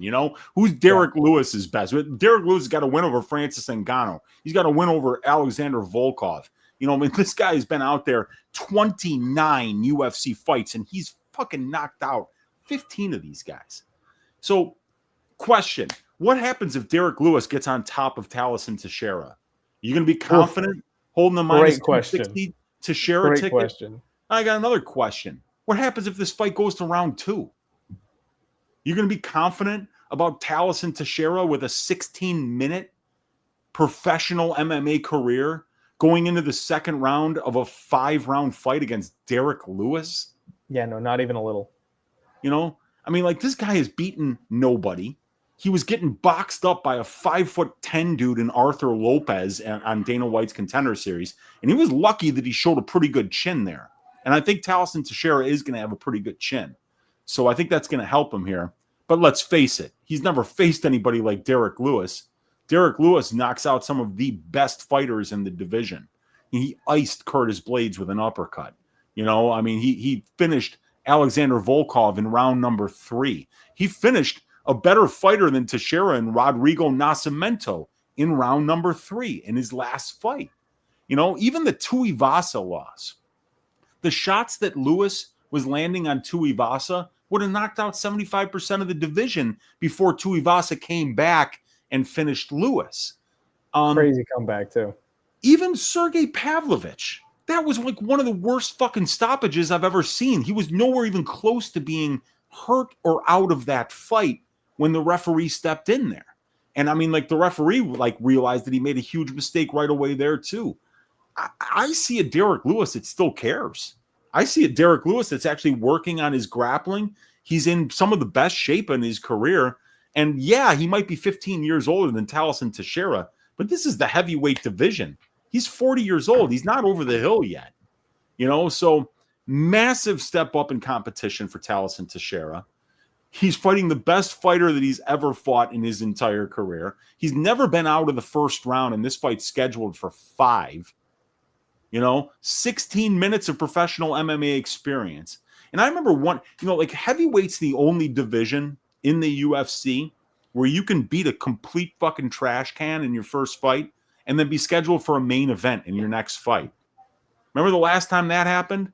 Remember what happened when Shamil Gaziev got a win over Martin Budai? And they were like, hey, Shamil, what a win over a complete bum.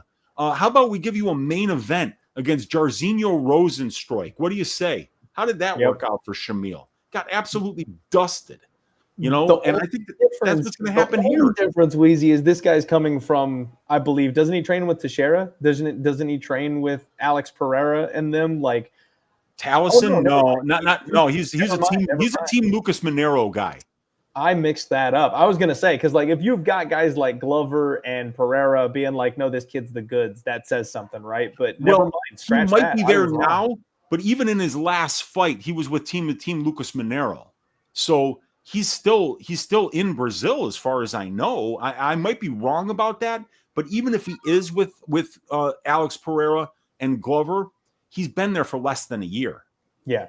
His MMA career has only lasted 3.5 years, and he's only got 8 fights. So, how much better can you get in a very short period of time? And also, I would recommend everyone go back and watch the knockout over Tafa. The knee that landed to the body landed to the cup first. And according to Justin Tafa, he got me in the nuts. That's why I leaned forward. When I leaned forward, I leaned into that elbow, but it was the nut shot that hurt me, is what he said. So, he might be lying. He might be just protecting, what was a really bad loss in front of his home crowd. But if he did get kneed in the balls there, and that's his best win, then I'm taking Derrick Lewis at plus 210. And if I lose, I lose. Wouldn't be the first time. I like it, Weezy. I like it a lot. I have been maybe the #1 supporter and better of Derrick Lewis money lines on the internet in the last couple of years, just because I feel like we're hitting that point where he's criminally underrated in certain spots. And I think a lot of points that you said are extremely valid. I don't like these 8-0 undefeated kids. I don't like the lack of experience. I don't like that they still have so much to prove. And I don't like the jump in competition. This guy going from fighting a literal bum to fighting a former title challenger, even if he never should have been in the title picture, like a guy that has just been around forever, a guy who has earned his stripes in the UFC, fought everybody, and has the kind of power that can make you pay for any mistake, especially when you've got a young fighter who is mistake prone. I was very tempted to also go back to the well with Derrick Lewis. So I'll wish you luck, Weezy. I don't know if I can talk myself into it. There's a lot of dogs on this card. It's that kind of a card where everything is just so gross. Everything is so greasy that you're like, man, I really don't want to lay this kind of chalk on this particular guy.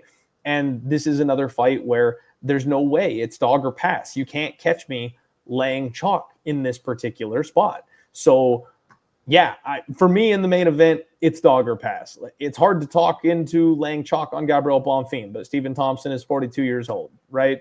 It's hard to lay chalk again with Martin Charrière, but Nate Landwehr is 37 years old and just got knocked out. It's hard to lay chalk on Vitor Petrino moving up a weight class, but it's Austen fucking Lane. Like, you know what I mean? That's this whole damn card, Weezy. Yeah.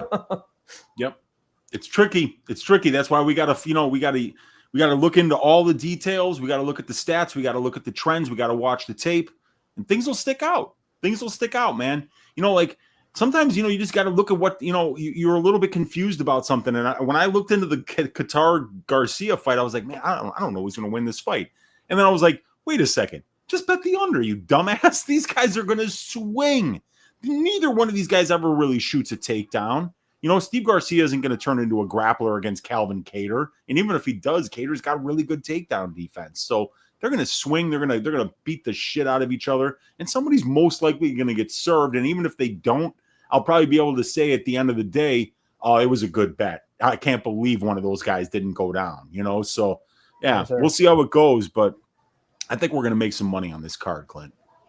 I'm with you, Weezy. I like it. I like it a lot. Thank you, everybody, for being here with us today. We really appreciate you guys tuning in. Please hit the like button on your way out. Get subscribed if you haven't already. And make sure you're following our guy, Weezy. Weezy, my guy, appreciate you coming in here for this one and breaking down this whole card with me. Where can people find you? Where can they support you? Where can they find the rest of your content? What you got going on? Yeah, you can find me on X at MMA Weezy. You can find me on YouTube at UncleWeezy. I go live every Friday, usually during the afternoon, with my full card breakdown. Do a dog pick, the ass shaving of the week, and a greasy 4-leg parlay. And if you want to support me and get access to my probability stats and content package, I do 4 to 5 hours every week of subscriber-only content. That's a very deep dive called Balls Deep Breakdowns, which is a full card breakdown show where we break down the trends of both fighters, the betting line analysis, strength of schedule, distance striking, clinch striking, grappling, strengths and weaknesses of both fighters, and a pick for the fight. And then the next show that we do the next day is called Probability, where I use my proprietary betting models for over, under, and prop bets to match them up with the stylistic reads that we have for the fight to find the best plus EV underpriced bets of the week to play. So you can get access to all that for $25 a month on oddsshopper.com. Look up Uncle Weezy there on OddsShopper. and you'll get access to a really great cache of information that is going to help you make better decisions in the long run if you're betting on the UFC. So that's always the best way to support me. But like I said, you can find me on Twitter. You can find me on YouTube as well. And I'm looking to stack cashed tickets like flapjacks for UFC Nashville, Clint. You love to see it, Weezy. Thank you again, my friend. Thank you so much for hanging out with me and breaking this whole thing down. Thank you to everybody for tuning in, watching, listening. Appreciate you guys. Appreciate the love. Appreciate the support. Make sure you guys are hitting the reset button when you need to. I'm coming off a week where I said, you know what? I've been entertaining everybody too much, and I'm not taking care of myself all that much, so I had to step away, and I appreciate you guys understanding that. We are back. The UFC is going to give us a run here of some really cool events, and I'm going to be here with you guys through the entire damn thing. But like I was talking about, if you need to take a break from betting, that's okay. If you need to take a break from MMA, that's okay. If you need to spend a night just with the doors shut and watching Night at the Roxbury for the 200th time because that heals your soul, that is okay. You guys take care of yourselves out there. Make sure you're good to go so that you can be there and do what you need to do, because you cannot pour from an empty cup. Make sure you've got yourself taken care of first and foremost. Love you guys very much. Good luck this week. Let's cash. Let's make some money. Let's get on track. There's still a couple months in this year for us to turn this damn thing around, and appreciate the hell out of each and every one of you guys. Let's roll.